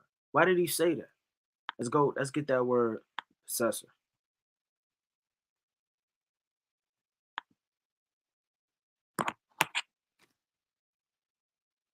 To get, inquire, create, buy, possess. To get, obtain, right? An owner, recover, redeemed, possessor, to have. It says primitive root, to erect, create, extension, produce, right? Especially by purchase. Check that out. Let's go back to it. possessor of heaven and earth. And he blessed the Most High God, which he had delivered thine enemies into thy hand, and he gave him tithes of all. So we gave him a tenth. Like when you read the book of Numbers, chapter 18 and verse 21, the Levites, they have a tenth. Now, Melchizedek isn't a Levite, but yet he gave a tenth of all his increase. You can read about that in Hebrews, the 7th chapter. He said he gave him tithes of all. What were the tithes that he gave him? Of all the spoil of war. Gold, silver, precious things that aren't recorded, that we don't even know of. He gave it all to Yahweh Shai, man. And that's spiritual too. Because no matter how much riches we have carnally, right, we have to give it to the Lord. How do we do that without a Levitical priesthood set up? Melchizedek on the earth, or Aaron or his sons with a physical altar and temple? We give it to the homeless, which is giving it to the Most High. Not that we have to calculate our checks to 10% and be too zealous and may give all that we have and we don't have a place to live and we can't pay gas to get to work. I gave the tenth. I don't know if I can make it. But you want to be also giving as much as you can. Man. Give your life, your spirit, give your substance, give your riches that you have carnal. Hey, what the Lord tell that man in the book of Matthew 19 and verse 16, a rich man, go sell all that thou hast, and thou shalt have true riches. It says, and the king of Sodom said unto Abraham, give me the persons and take the goods to thyself.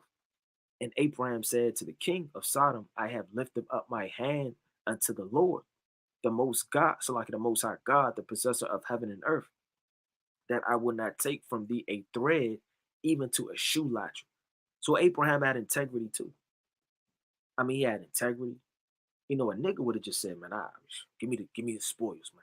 Give me all of it. You want this too? I mean, you trying to give me that? Give me it all. I mean, Abraham had integrity. He taught his house. He was a priest. He was a commander. He had faith. He had the in-depth secrets. He was an elder, right? Abraham was a warrior. He led. All of these different things are written for our learning's sake, as this man is commended for what our father. Let's go to the book of Isaiah. Real fast. Let's go to it.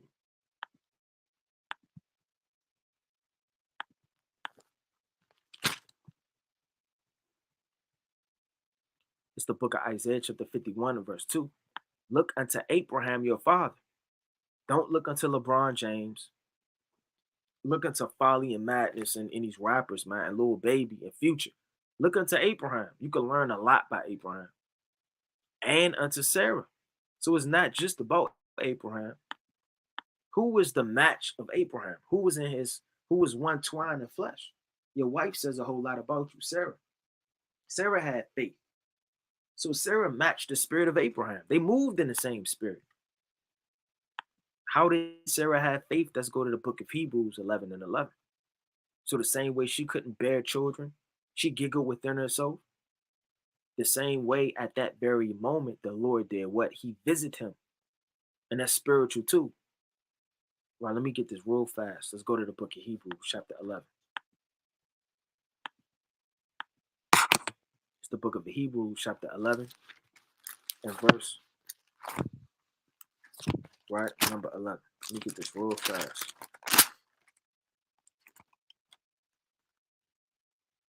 It says this, through faith also Sarah herself conceived strength to conceive seed and was delivered of a child when she was past age, because she judged him faithful who had the promise. So not only was Abraham faithful, but the faith of Abraham trickled down and it was a spirit on his house. So whatever spirit the man is going to be in is the same spirit the woman is going to be in. You may have a woman, she's rebellious, loud, a nigger woman, she can't cook, she don't want to read, she stink. All she want to do is smoke weed and have fun, man. But what's her husband? He's a representation of what? The workings of the flesh. Getting tattoos, smoking weed, drug dealing, man. He in the clubs, he partying, he fighting people, jumping people, he moving like a nigger man, a nigger woman, man. But if you're righteous and doing the things of the Lord, you're trickling down to having faith, that spirit is going to rub off on your woman, man. Y'all going to be what? Y'all one flesh. It says this. I'm going to read that again. Through faith also Sarah herself received strength to conceive seed and was delivered of a faith like a child when she was past age, because she judged him faithful who had the promise, when she was in the same spirit her husband was in. Now, what does it mean that she had strength? Let's go to the book of Genesis real quick. No side note. Let's go to Genesis chapter 18, and let's start at verse, see, bear with me. 9. And they said unto him, where is Sarah thy wife? Now, when you read Genesis 18, you know it's the two angels in Yahushua. And he said, behold, in the tent. And he said, I will certainly return unto thee according to the time of life. And lo, Sarah thy wife shall have a son. And Sarah heard it in the tent door, which was behind him. So something written in code, which is right before our eyes. Who's speaking right now? Yahushua. How do we know that? Because in verse 1, it says, and the Lord appeared unto him. So who's asking Abraham where his wife is? Yahushua. Let's read that again. And they said unto him, where is thy wife? And he said, behold, in the tent. So Abraham and Yahushua, they talking. He said, look, she in the tent. And he said, I will certainly return. Who's going to return? Yahushua.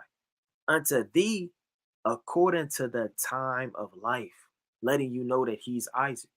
I'm going to return to you to the time of life. What's the time of life? When you conceive seed. What does it mean Yahushua is going to return back unto Abraham? Does it mean he's going to appear out of nowhere? There is no godfathers in the scriptures, and godmothers, and great play uncles and play cousins. The Lord says he's going to return unto him. There's no physical account of that happening. That's Isaac being born through the time of life, through that faith, which is that seed. It says, and lo, Sarah thy wife shall have a son. And Sarah heard it in the tent door, which was behind him. Now, Abram and Sarah were old. So they were very old. You may have not, you may have your auntie, your so-called grandmother in her 60s. They're sliding around the house, just trying to stay out of trouble, man. Just stay out the way. Just on the porch, rocking back and forth. And well stricken in age. And it ceased to be with Sarah after the manner of women. Meaning, a lot of women that have their flower, and after a point they go through menopause and they start to die down. Therefore, Sarah laughed within herself because she knew that she was an elder woman, saying, after I am waxed olden, shall I have pleasure, meaning have sex, my Lord being old also. Because after a point, you just kind of, that zeal to lay down together may, wax old after a certain point. And the Lord said unto Abraham, wherefore did Sarah laugh, saying, shall I of surety bear a child which am old? Is anything too hard for the Lord? So faith is through the circumcision. Faith is through the seed. It's spiritual. The same seed on a spiritual level, which is twofold. It's talking about in Romans. It's talking about a seed on a faith level in Genesis 18. So faith is very important. Abraham's like the father of faith. Is anything too hard for the Lord? At the time appointed, I will return unto thee according to the time of life, and Sarah shall have a son. Check that out. So the Lord is telling you, playing upon tables, he'll come back through the spirit as Isaac, right? And magnify his name. Now, I'm going to get one more quick point. Let's go to Luke chapter 16. And Abraham's also known as a safe place. Like you want to run to your father's arms. Let's go to the book of Luke, chapter 16.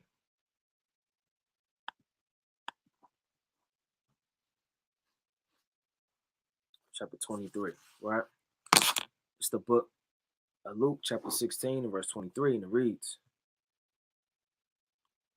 and in hell he lifted up his eyes, being in torments, and seeth Abraham afar off. So as Esau, the rich man, is being punished in his kingdom, right? Literally, it's like in our kingdom, he's getting punished. He sees Abraham afar off. Why is Abraham known as the bosom? known as afar off, in a safe place, the kingdom. It says, and Lazarus in his bosom. Now, your bosom is where a mother would nurse a child, where you would be safe, where you would be cuddled, like a chicken overlaying herself through the eggs, like a bosom. Didn't John rest on the bosom of Yahushua? So Abraham's known as a bosom to the children of Israel, man. Because through resting in him, through the faith in the seed, you understanding the promises, we can receive salvation through Yahushua. It says, and he cried and said, Father Abraham, have mercy on me and send Lazarus that he may dip the tip of his finger in water and cool my tongue, for I am in torment in this flame. But Abraham said, Son, remember that thou in thy lifetime receiveth thy good things, and likewise Lazarus evil things. So Abraham's also likened to a judge. From Genesis to John to Luke to Isaiah, all throughout the scriptures, you read about Genesis, like you read about Abraham, man. All the way in Judith, right, in Matthew. You're reading about him in Maccabees. You're reading about him in Romans. All of these different things, it's a reason why, man. We have to follow our father Abraham, all of his attributes, things he did that was mighty, for a pathway of our forefathers to lead in righteousness. It says, but now he is comforted and thou art in torment. Man. Check that out. So Abraham also served as a judge, but more or less in this parable as a safe place and a bosom, of resting after receiving the promises and inheriting the kingdom, right? But let me bring out a closing precept. It's the book of Revelation, chapter 3, and verse number 2. It says, be watchful and strengthen the things which remain. So you have to be watchful over your spirit, your mind, right? Your household, your body, prophecies, watching all things that are ready to die.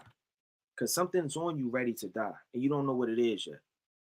It could be your family, right? It could be your reading. You don't read enough, man, and it's dying off. Your love of the nation. Whatever it is that used to be strong to build you up with strength, it's waxing low. For I have not found thy works perfect before Yahweh. Remember therefore how thou hast received and heard, and hold fast, and repent. If therefore thou shalt not watch, I will come on thee as a thief, and thou shalt not know what hour I will come upon thee. So if you're not watching and being diligent, the Lord is going to visit you like a thief in the night and blow your candlestick out. So continue to read, pray, and fast in these last days, and hold yourself accountable for your actions, and repent, and hold yourself diligent in the mind and eyes of the Most High. And with that, I want to give all honor and glory to the Most High, Yahweh, by Hashem Mashiach Malak Yahushua. Shalom.